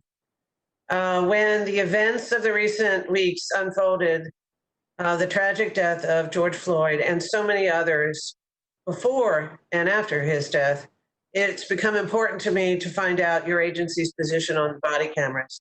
But I'd also ask you to discuss with us the Campaign Zero's 8 Can't Wait principles that you've adopted in your department, if you have a few moments, because I think we need the public to hear how you're addressing a lot of what is being discussed in our communities. And I know you've done some great work in this area, and I'd like for you to take the opportunity to share that with us, if that's okay. Yes, ma'am. I would love to. I think it's extremely important. Over 2.5 years ago, we started our approach into implementing a lot of different policies that we thought would build, again, that community trust, reduce racial tensions. And it's a complex problem. It wasn't a simple solution. And we began by modifying our hiring standards. we knew that we wanted to be more diverse as an agency. Matter of fact, I demanded that we have a workforce that reflects the community that we serve. It's vital, critical if we're going to be successful in today's law enforcement environment. I'm happy to report that over the last 2.5 years, our diversity rate in hiring is at 59.9%, almost 60% diversity over the last 2.5 years. So we're really building towards having that workforce that reflects the community that you serve. So it starts with hiring, it starts with who you hire. Then it goes into training. It goes into how you train your people and the training that you provide. That's how you start to establish that culture. I'm proud to sit in front of you and tell you that 8 Can't Wait are very important use of force principles. And I'm excited to announce that the Sheriff's Office has every single one of those principles already implemented and has for so many years. We exceed those principles. When you talk about de-escalation training that's required every 4 years, your deputies get it every year. Implicit bias training, that's required every 4 years. We provide it in some shape, fashion, or form every year. Mental health training, that's so vital. Why is someone being combative? Are they being resistant or are they suffering from some type of mental health crisis? We implemented a mandatory 40-hour advanced training course to every one of our deputies. And it expands and grows from there. You guys have helped us financially and supported. We're the only jail, the only detention facility in the whole state of Florida that has a state certified drug rehabilitation center inside our detention facility. So we expanded mental health. We expanded our addiction programs. Our goal was to get people healthy. Then we have 41 educational programs we've implemented. Let's give them some training. Then we opened our vocational trade center where they're learning automotive mechanic, basic automotive mechanic techniques. They're learning forklift operator. There's a basic welding course and 2 other courses that we work with. And once we teach them that, provide them a skill set, the last missing ingredient is to get them gainful employment. We're working with Career Source Tampa Bay. We're working with their local trade unions to get these individuals gainfully employed. And it's this holistic solution-based approach to truly break the cycle of recidivism here in Hillsborough County.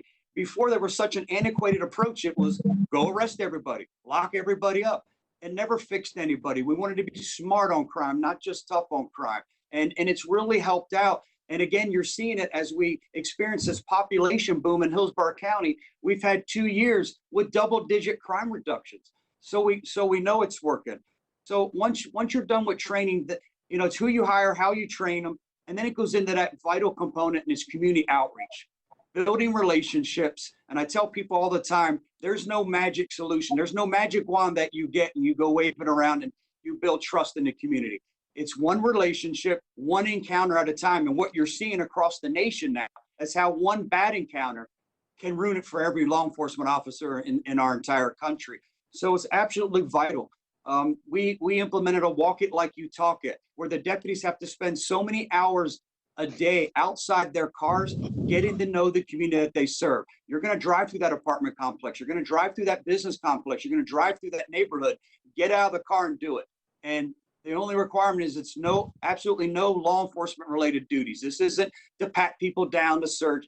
This is getting to know the community that you serve. Our community resource deputies that we dedicate to each of the 5 patrol districts, how we divide the county. They're out there attending to the needs of that community, regardless of what those needs may be. Our behavioral health deputies, we're the only ones that have behavioral health deputies that have advanced training. I hired 3 social workers to work with behavioral health deputies. Once we get this individual stabilized and they're released from our detention facilities, the problem was they fell back into the same unhealthy pattern of behavior because they didn't have the medication. Well, you helped us fix that.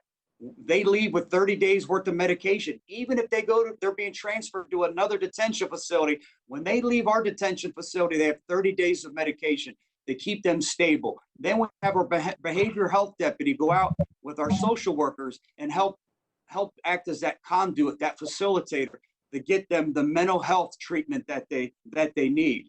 Same thing with our homeless initiative. We're not just arresting our way out of the homeless problem.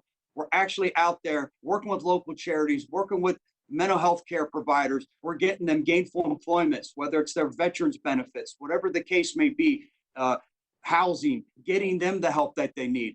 And again, this all for selfish reasons. It's just not only the right thing to do, it's gonna impact our crime rate because we're fixing people, we're getting the help they need. They don't have to turn to that life of crime. And our Boys and Girls Club, we have deputies in every one of our Boys and Girls Clubs out in the county to build those vital relationships, to be that mentor, that guider from day one when they enter. And it's having a tremendous impact.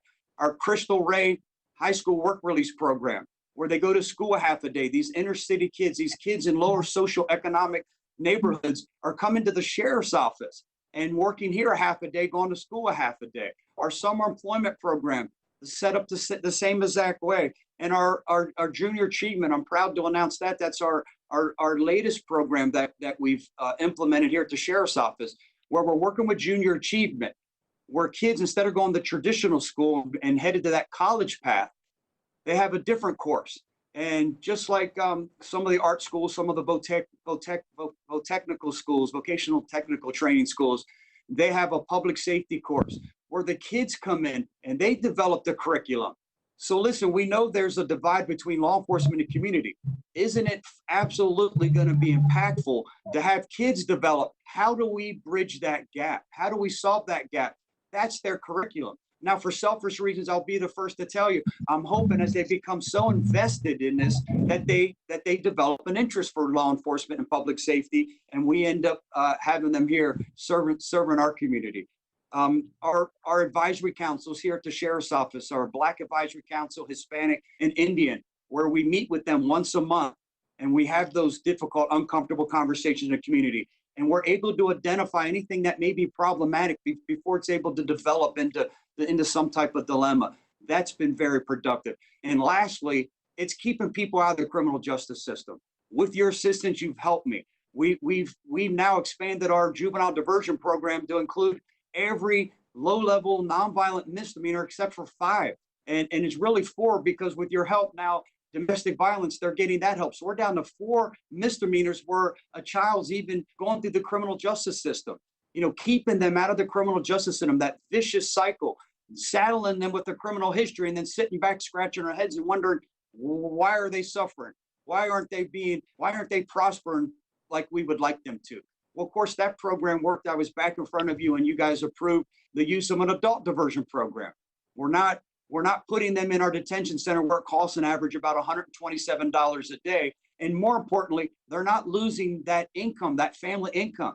Maybe they've lost their job where we're moving that away. They go down to our misdemeanor probation department, sign up, can even take a course online for $60. It's applicable to whatever the criminal offense was that they were alleged committing.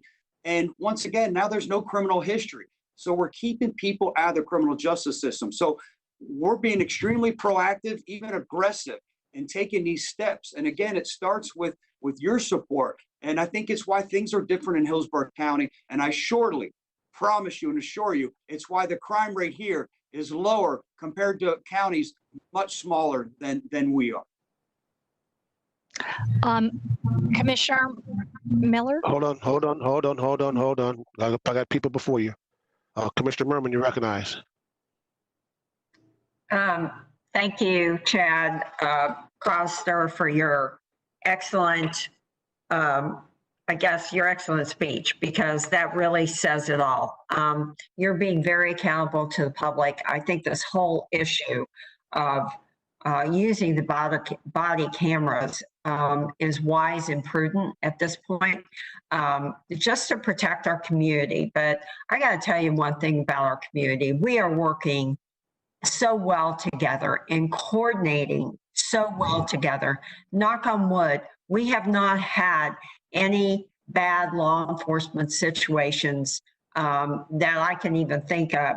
And I think it's because we work well in the community. So Commissioner Miller, I'd be proud to second your motion to do the body cameras, because I do think it'd be appropriate for you to do that. But I'm just building trust. Yes, and you actually have our trust here at the commission, because we know you're doing the best job you can. Thank you, Commissioner Merman. Thank you.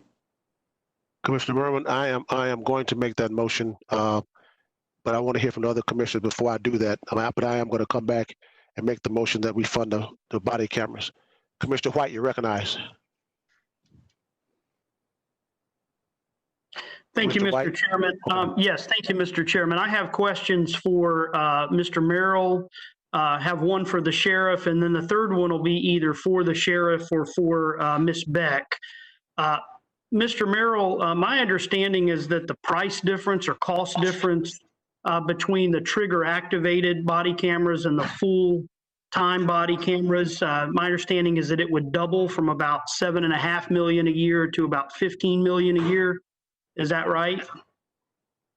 There were some initial estimates in that range. Of course, it'll depend on the procurement, the bids at the procurement, but it's about, and I'll let the sheriff, kind of also respond because he's the closest to this, but they'll have to go out for another procurement.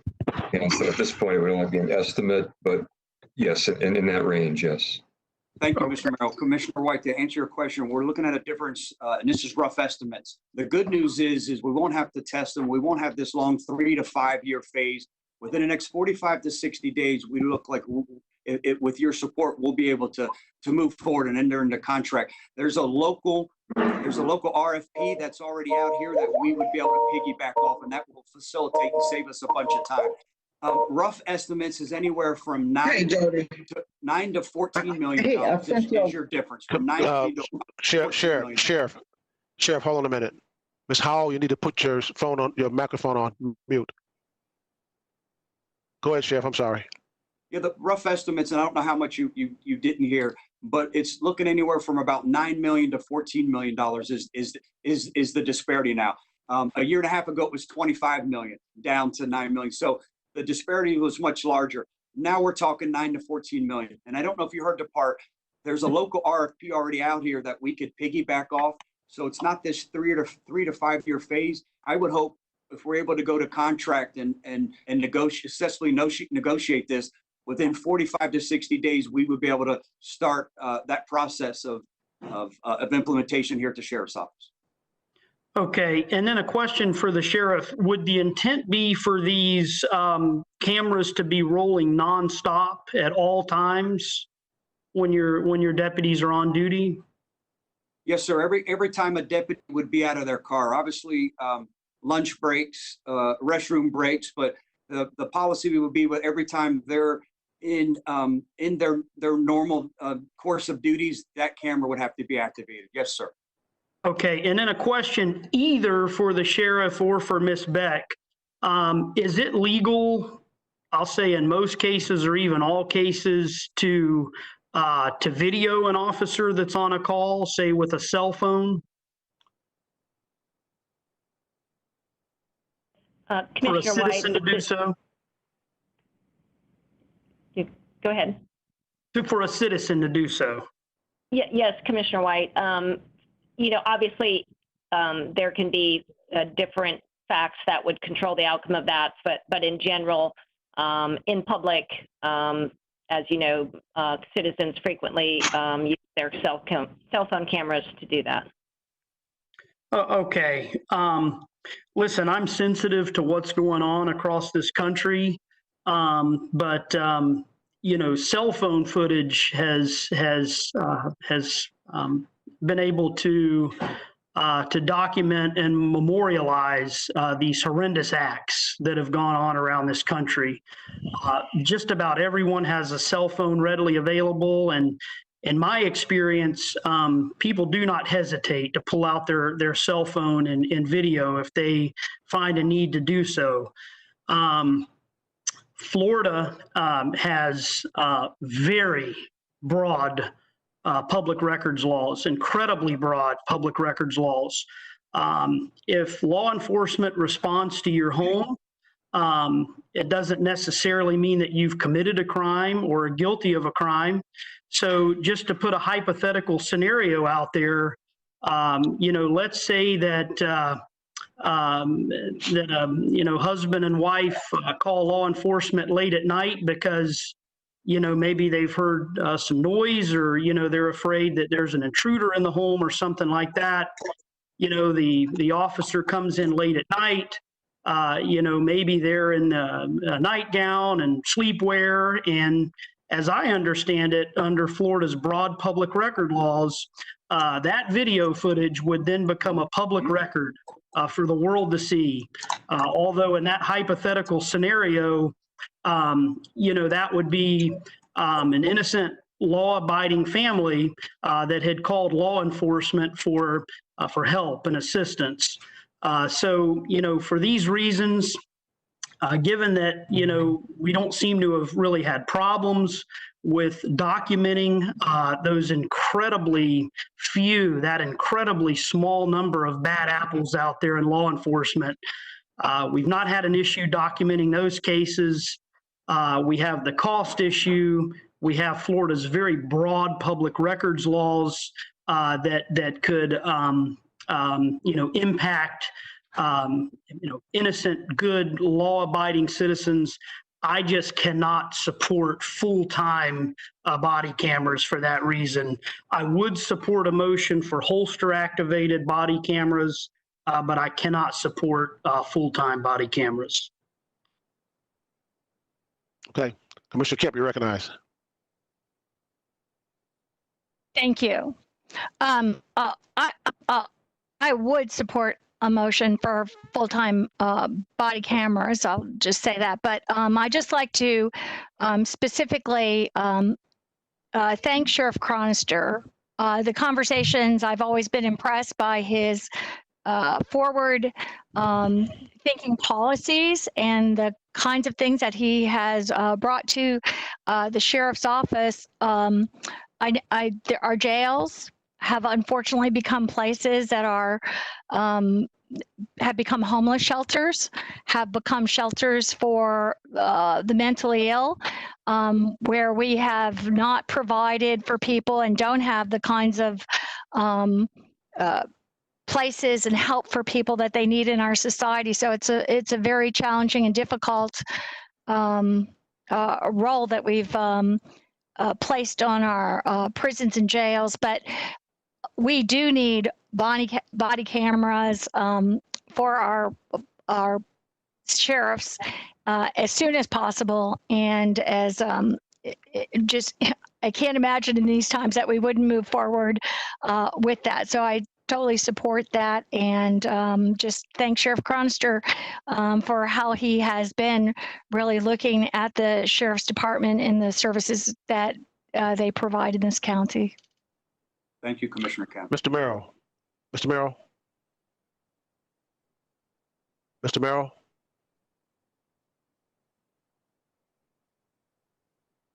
Is he there? Mr. Merrill. Chair, I do not see Mr. Merrill at the moment. I have my hand raised. Commissioner Smith, I have my hand raised. Okay, Commissioner Smith, you recognize. Thank you. Sheriff Chronister, I just want to say we are lucky to have you in charge of our sheriff department. You are leading your troops in building relationships and trust in this community, and I want to thank you for coming here today to have this public discussion here and talk about everything you are doing with people demonstrating in our own streets here at home by the thousands. We do need to air these things out publicly, transparently, and talk about solutions. And I totally support your request for the constantly streaming body cams. I think this is an excellent course of action. It's not cheap, it's not easy. There are pros and cons to every difficult course of action, but this is a necessary action in our community at this time. And Sheriff Chronister, your integrity shows every day, and it shows here today in your willingness to constantly evaluate your own work and look for ways to improve on the excellent service that you give our citizens every day. So thank you. Thank you, Commissioner Smith. Okay. Mr. Merrill, is he back? I'm back. Mr. Merrill, yeah, let me ask you a question. Is that an RFP we have to put out for this? The sheriff's office would be doing the RFP. Okay, all right.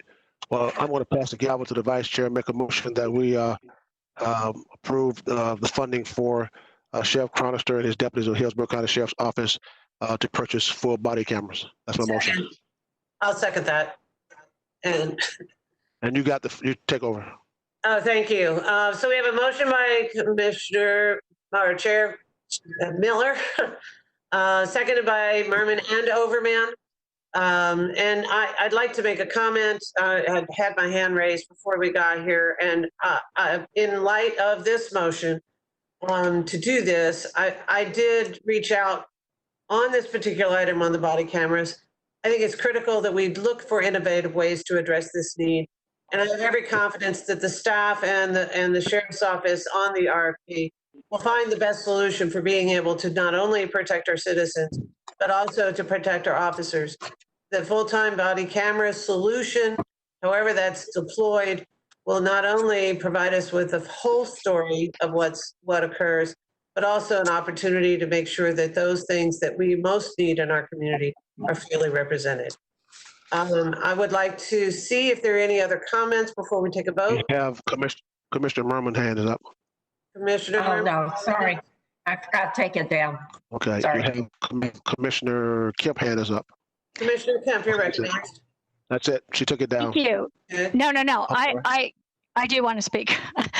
I wanted to just, with Commissioner White's concerns, I didn't want any misinformation going out with regards to that. And I wanted to assure Commissioner White that an exception to the Sunshine Law in that regard was passed by our legislature in 2015, addressing exactly the concerns that Commissioner White has. Great, thank you, Commissioner Kemp. Commissioner Smith, do you have? Oh, Commissioner White. I'm sorry. Commissioner White. Commissioner White hand is up. Well, I want to ask Ms. Beck for a legal opinion on that. If a family calls law enforcement, let's just say hypothetically, because they think an intruder may be in their home, and law enforcement comes in and takes a look around the home with their body cameras on, would that or would that not be a public record pursuant to the Sunshine Laws? Commissioner White, the answer to that question turns on whether there is an exemption or confidentiality in the Chapter 119 Florida Public Records. I have not researched what Commissioner Kemp is referencing that was passed in 2015, but we can certainly provide that to the board. Because my understanding in the past, when this body camera issue has come up, is that under that hypothetical scenario, that video definitely would be a public record. As you've said, we have a very, very strong public records law in Florida, but we'd have to see if under the specific facts there could be an exemption. But you are correct. We have a very strong public records law. Well, that's important for how I vote. So I'd like to ask Commissioner Kemp exactly how she's arriving at her conclusion. Commissioner Kemp, you're recognized. Thank you. Just to do some, because I had some memory of this, but I've got this law journal here that just says Florida's law exempts from public records law any body, from public records law, any body camera video obtained inside a private residence, a healthcare, mental health care, or social services facility, or is taken in a place that a reasonable person would expect to be private. Okay, Ms. Beck, what's your take on that? Commissioner, I've got Mary Helen on, and as you know, she's our public records expert. I was going to ask her to weigh in on that. Okay. Yes, commissioners. There are a lot of exemptions in the public records law. We would have to look at these specifically. Most likely any request would go to the sheriff's office, as they would be the custodian of these records. I know when we get any kind of request, we always look to see if there's any exemptions or anything that's confidential. We do that analysis. So it would be on a case-by-case basis. And as with Christine, I'm not familiar with the 2015 provision that Commissioner Kemp cited, but I'd be happy to look into that. Okay, so let me ask a question. What if a law enforcement officer is inside of a private residence and has to pull his or her weapon and shoot? Well, it might. I know there's a lot of exemptions for active investigations. I'm sure the sheriff is well aware of that. that would provide protection against release of that information if there's an active criminal investigation.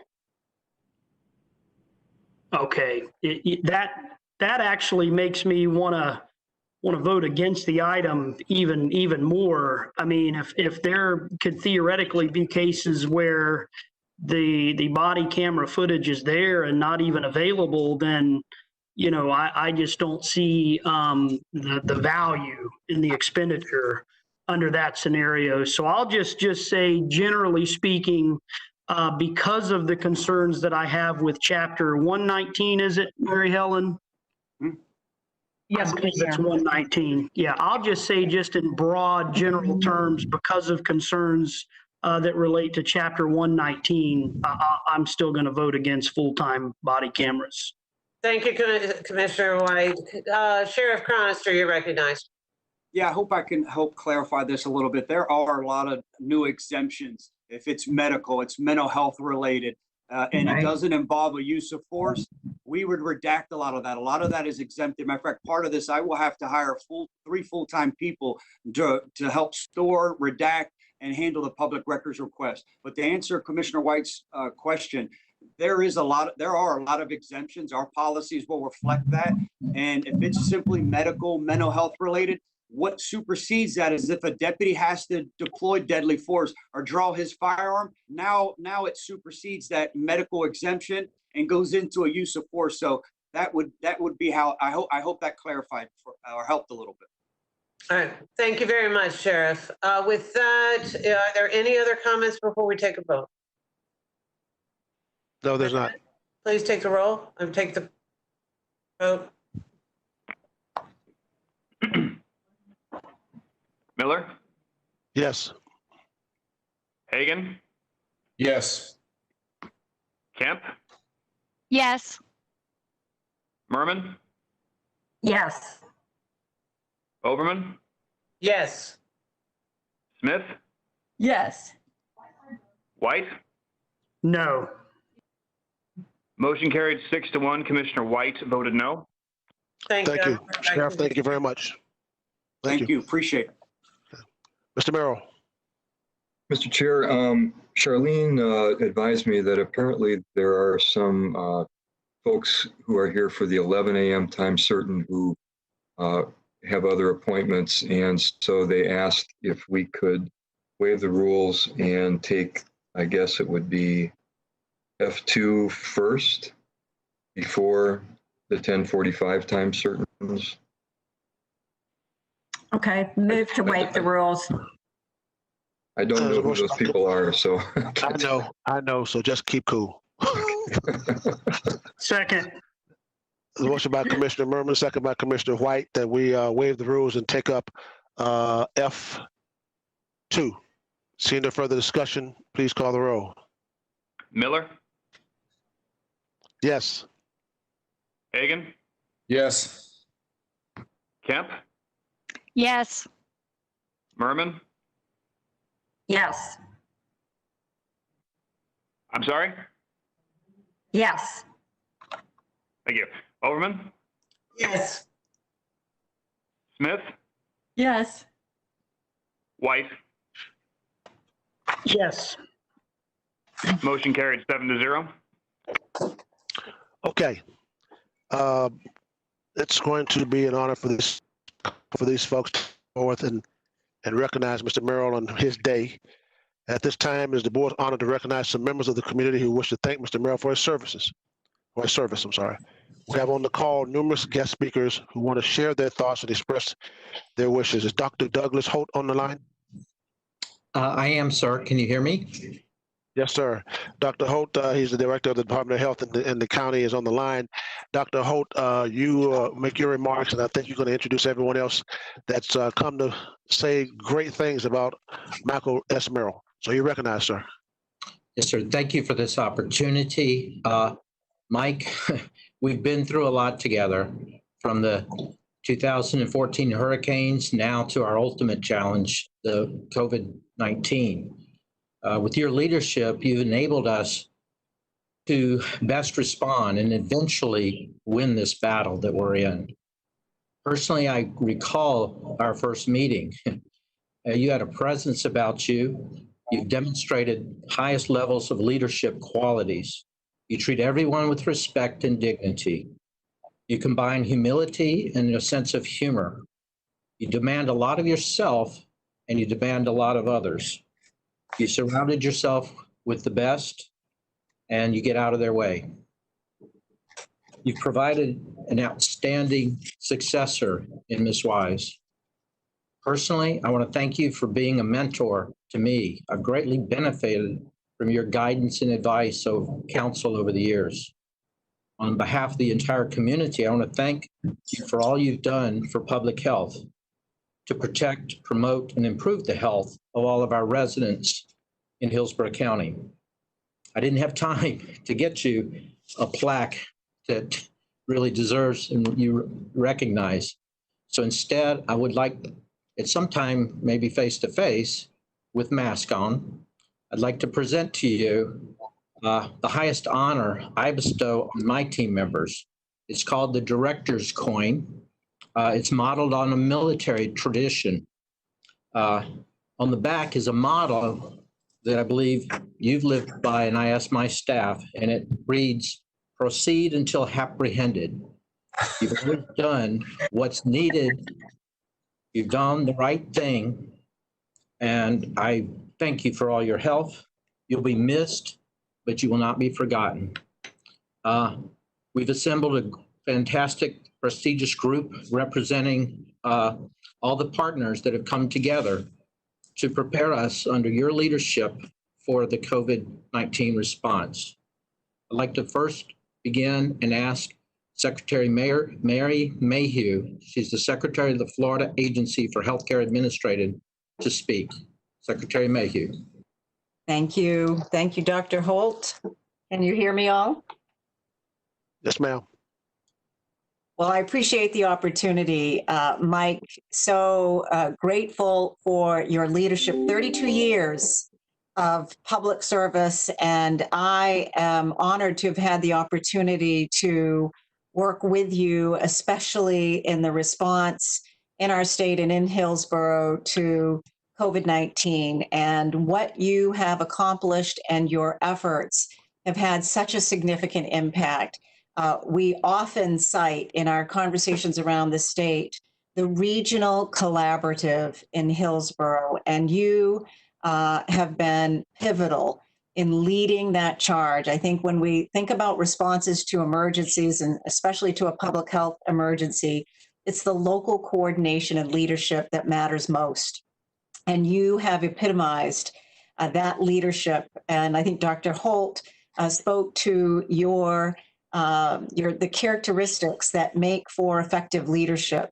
And that really is the humility, the calm, the recognizing the expertise around you, and convening folks to make the best possible decisions with the strongest commitment to those you are serving. And you have had such a laser beam focus on protecting our most vulnerable throughout this public health emergency. I'm grateful to you.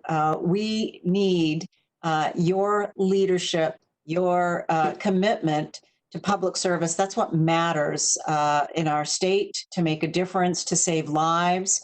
So I'm grateful that I've had the opportunity to work with you and to see your leadership and how you've made such a difference in responding to this public health crisis. So thank you for all that you've done, for your innovation in responding, for how you have brought people to the table to make the best possible decisions in response to this public health crisis. Thank you for all that you've done, your service to Hillsborough, to our state. You're a true public servant. Thank you, Mike. Best wishes. Secretary Mayhew. Next, I would like to introduce and ask Dr. Stephen Corral, President of USF, to speak. Well, thank you, Dr. Holt. And Mike, it's really a thrill to be with you here today. And I want to thank you for your extraordinary leadership in tackling the public health challenges that we're facing right now. And I convey that gratitude on behalf of the Morsani College of Medicine, the College of Public Health, the College of Nursing, College of Pharmacy, all of our USF Health partners. And so it's really been great to work with you, and we're committed to continuing to be a partner with you, Mike, and the county. I also wanted to add my voice to the chorus of praise and gratitude to you for your broader contributions, leadership contributions, especially in the areas of economic opportunity and creating processes, structures, mechanisms for upward economic mobility in the Tampa Bay region and Hillsborough County.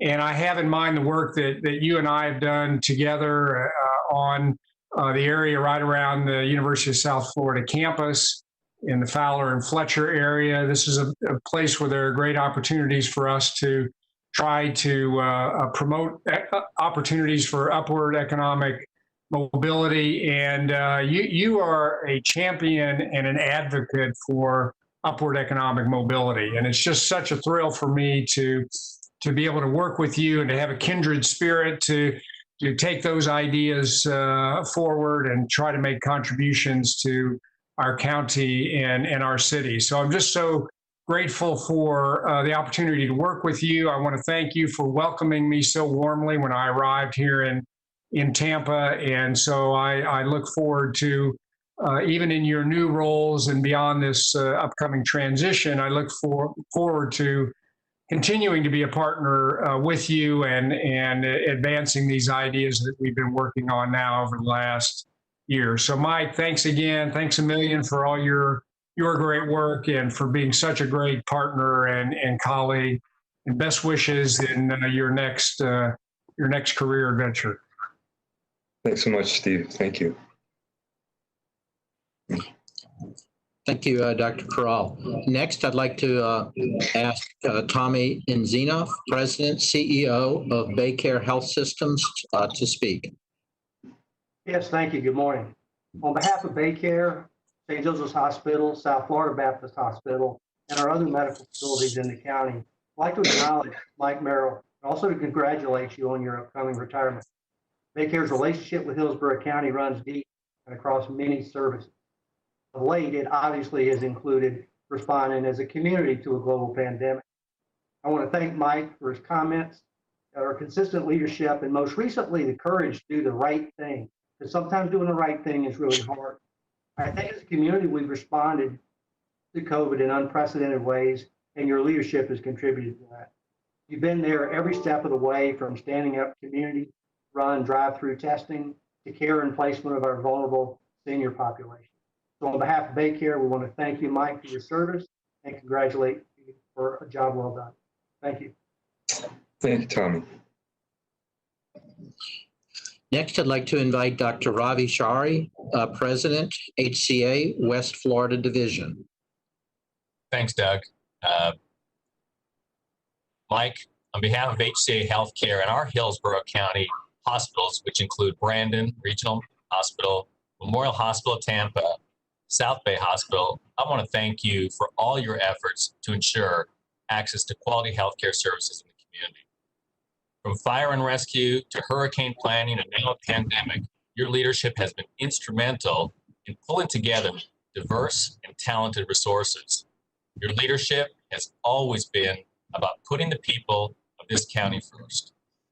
Personally, in working with you in this recent crisis, I found you to be an attentive listener.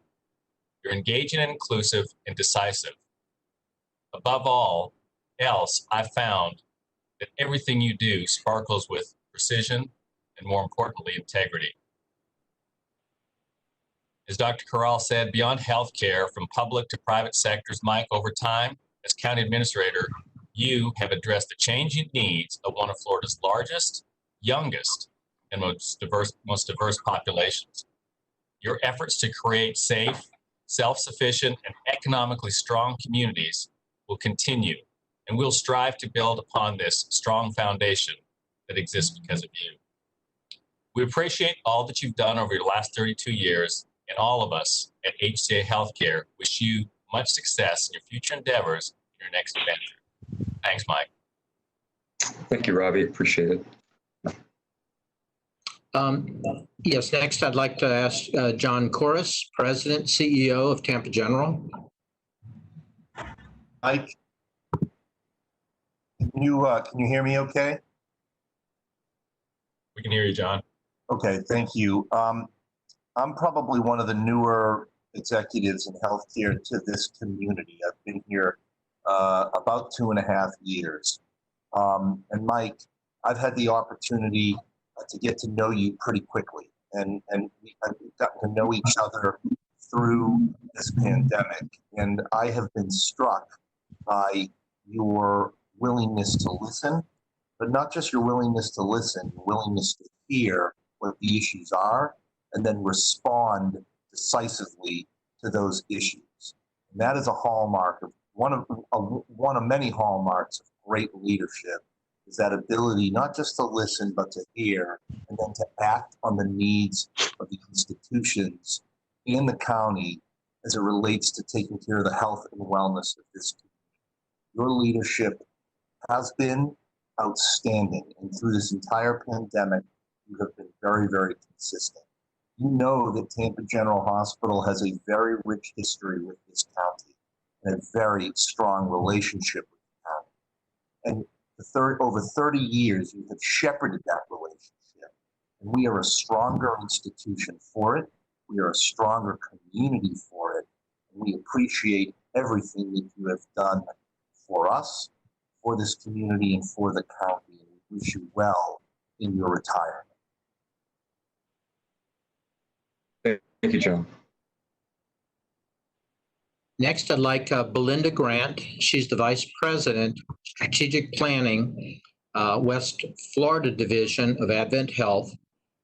She's representing Michael Schultz, President and CEO of Advent Health West Florida Division, and who will follow her with the video. Belinda? Good morning. I'm honored to represent Advent Health at this very momentous occasion. Our president, Mike Schultz, is sorry that he cannot be present today. However, he felt very strongly that he wanted to contribute his best wishes and thanks. And so he has recorded a video, and we will watch that at this time. Good morning, Hillsborough County Commissioners. It is indeed an honor to be invited to speak and pay tribute to our County Administrator, Mike Merrill, and speak specifically regarding his leadership during the most recent pandemic, COVID-19. Unfortunately, I've had the opportunity to work with Mike on 2 crises over the past several years. Unfortunate only from the standpoint that nobody really wants to deal with a crisis.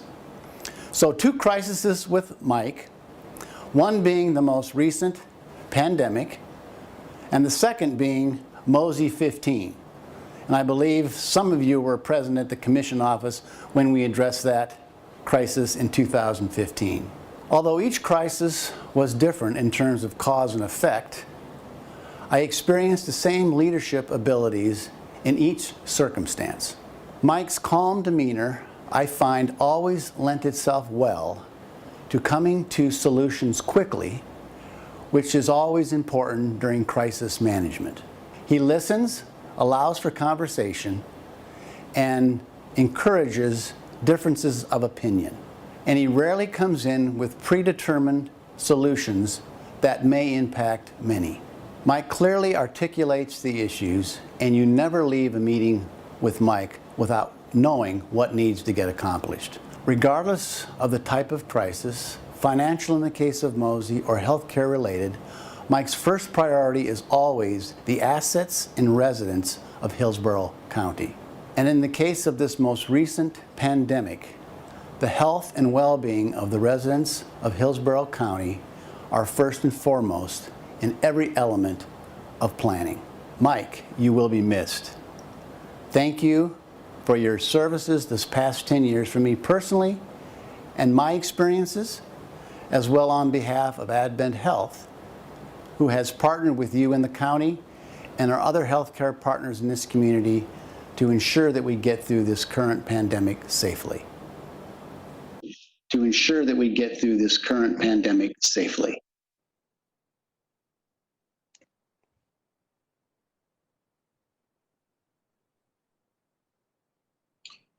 So Mike, that concludes our presentation. Again, this is not goodbye. Actually, we'll be talking later today and tomorrow, of course. Thank you again. Commissioner? Dr. Holt, Commissioner, Mr. Merrill, any comments, sir? Yeah, I'm just completely surprised. I had no idea why this was on, and I'm just really humbled and overwhelmed. And it's thank you so much, Doug, and everyone for taking time out to say such kind things. It has been quite an experience for all of us, and I have found you all to be just fabulous partners and coming together at a time of great need. And we've done some really great things together for the health and well-being of the community. So I thank all of you for what you're doing. You're on the front line. You're doing the hard work, and I'm very grateful. I have to, though, also acknowledge one person who is working in the background with all of you who needs to be recognized, and that's Jean Early. Jean is the director of our county healthcare plan, but because of Jean's experience and partnership with everyone on the line here prior to COVID, just in normal business, he was able to step in and educate me and help me to act in a decisive way with all of our partners to get things in place. And so, Jean, as I've said to you, I couldn't have done it without you, and you need to be recognized as well. So thank you. And thank you all very much. It feels really good. Hey, Mike, thank you. Dr. Holt, thank you very much. And all those that were here today to make presentations, we appreciate you being here. Thank you so very, very much. Mr. Merrill.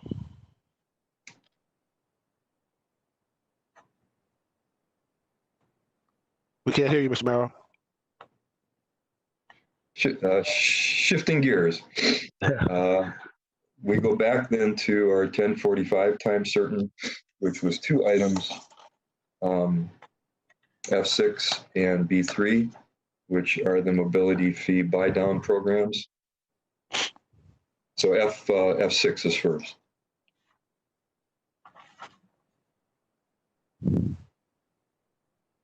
Is someone handling that? I'm going to pass it over to Commissioner White. Is that what we're going to do? Adam, are you going to do this one? Or I'm sorry, Ron Barton? Yes, Commissioners, it's Ron Barton. I do think because of the manner in which F6 came back, I think maybe Commissioner White owns the item first. Yeah, Commissioner White, you recognize. Thank you, Mr. Chairman. Well, let me just start by saying that I think the world of Ron Barton. I think he's has done and continues to do an outstanding job in our economic development department. When I scheduled this item, I was poised to vote in favor of it. After doing some further research, I have had a change of heart on both this item and the other item, and I'm not going to be able to support them today. However, I do not want that to be a signal that I necessarily want to do away with the board policy that has brought these items to the board today. So I'd very much like to sit down with Mr. Barton and his staff, the applicable county staff, to just talk about perhaps tweaks that we can make to this program. Couple things that come to mind for me is, the whole Wall Street versus Main Street issue. I just want to make sure that to the extent that we have programs like this, that it is benefiting Main Street and Hillsborough County, and certainly want to make sure that there aren't, any unintended loopholes or in any way that would any way allow this to become a corporate welfare program. I know that's not the intent. I know that it's not structured that way, but As we're tweaking this, though, I just want to make sure that there aren't any loopholes or whatnot to allow for that. So again, just to summarize, after giving this further thought and thinking about the Wall Street versus Main Street issue, making sure that any and all potential loopholes are closed, that's something that I'd like to explore looking forward. But I've had a change of heart on the items today. Mr. Barton, is there anything you want to say before I call on commissioners to speak? No, I would just suggest that we defer both F6 and F6 and B3, and let me spend some more time with the commissioners to educate them on the program. Okay. I would ask for someone to make a motion to defer them. Commissioner White. Yes, I'm here, Commissioner Miller. So we would defer them to what date? We can just, I guess, make a determination later. I certainly can get with all the commissioners between now and the next meeting. So if you want to defer it to the next meeting, that's fine with me. Okay. Tell you what, just as a gesture that I do have an open mind and that I do want to sit down with Mr. Barton, I will make a motion to defer items F6 and B3, is it? B3. Yes, yes. I move to defer items F6 and B3 to the next meeting. I'll second, Commissioner Merman. Okay. There's a motion by Commissioner White, second by Commissioner Merman to defer F6 and B3. Now I see some hands and the motion has already been deferred. So you still want to speak on this, ladies and gentlemen? It's been deferred to, yes. Why do you want to speak? I mean, God almighty. Commissioner Merman, you recognize? Oh, no, I just wanted to be recognized to make that motion, so I'm fine. Commissioner Overman, you recognize? Thank you. I too have struggled with this mobility feed buy down program, and I see them differently. But in light of the idea to defer, I'd like to suggest or to direct staff to meet with or offer a substitute motion. That well, what are you gonna do now? I'd like to offer a substitute motion, if that's an option. Okay. To direct staff to work with each of the commissioner's office to schedule a workshop to bring back recommendations to modify the mobility fee buy down incentive program. With that, we could defer these two items, so it wouldn't replace it. It's just and defer these two items as part of the motion. It's clear there's some issues. Commissioner Overman, before you go any further, is your motion to defer and then have a workshop? Is that your motion? Yes, sir. Okay, all right. Yes, sir. I think it's clear that we need to revisit the program so that it actually considers issues associated with alignment of the program with our comprehensive planning and land use goals that we've discussed in our previous workshops to address how we grow and how we work fairly within our community. And that's why I offered this. Second. We have a motion, a substitute motion by Commissioner Overman, second by Commissioner Kemp. Commissioner Kemp, you recognize to the substitute motion. Thank you, and I appreciate the discussion that's gone on before here, and also thank you, Mr. Barton. I think you do a great job. But I've been on the County Commission for 3.5 years and have asked about this numerous times and have yet to have any kind of workshop on it, which I was hoping that we would have. In fact, I was going to say that when the motion to defer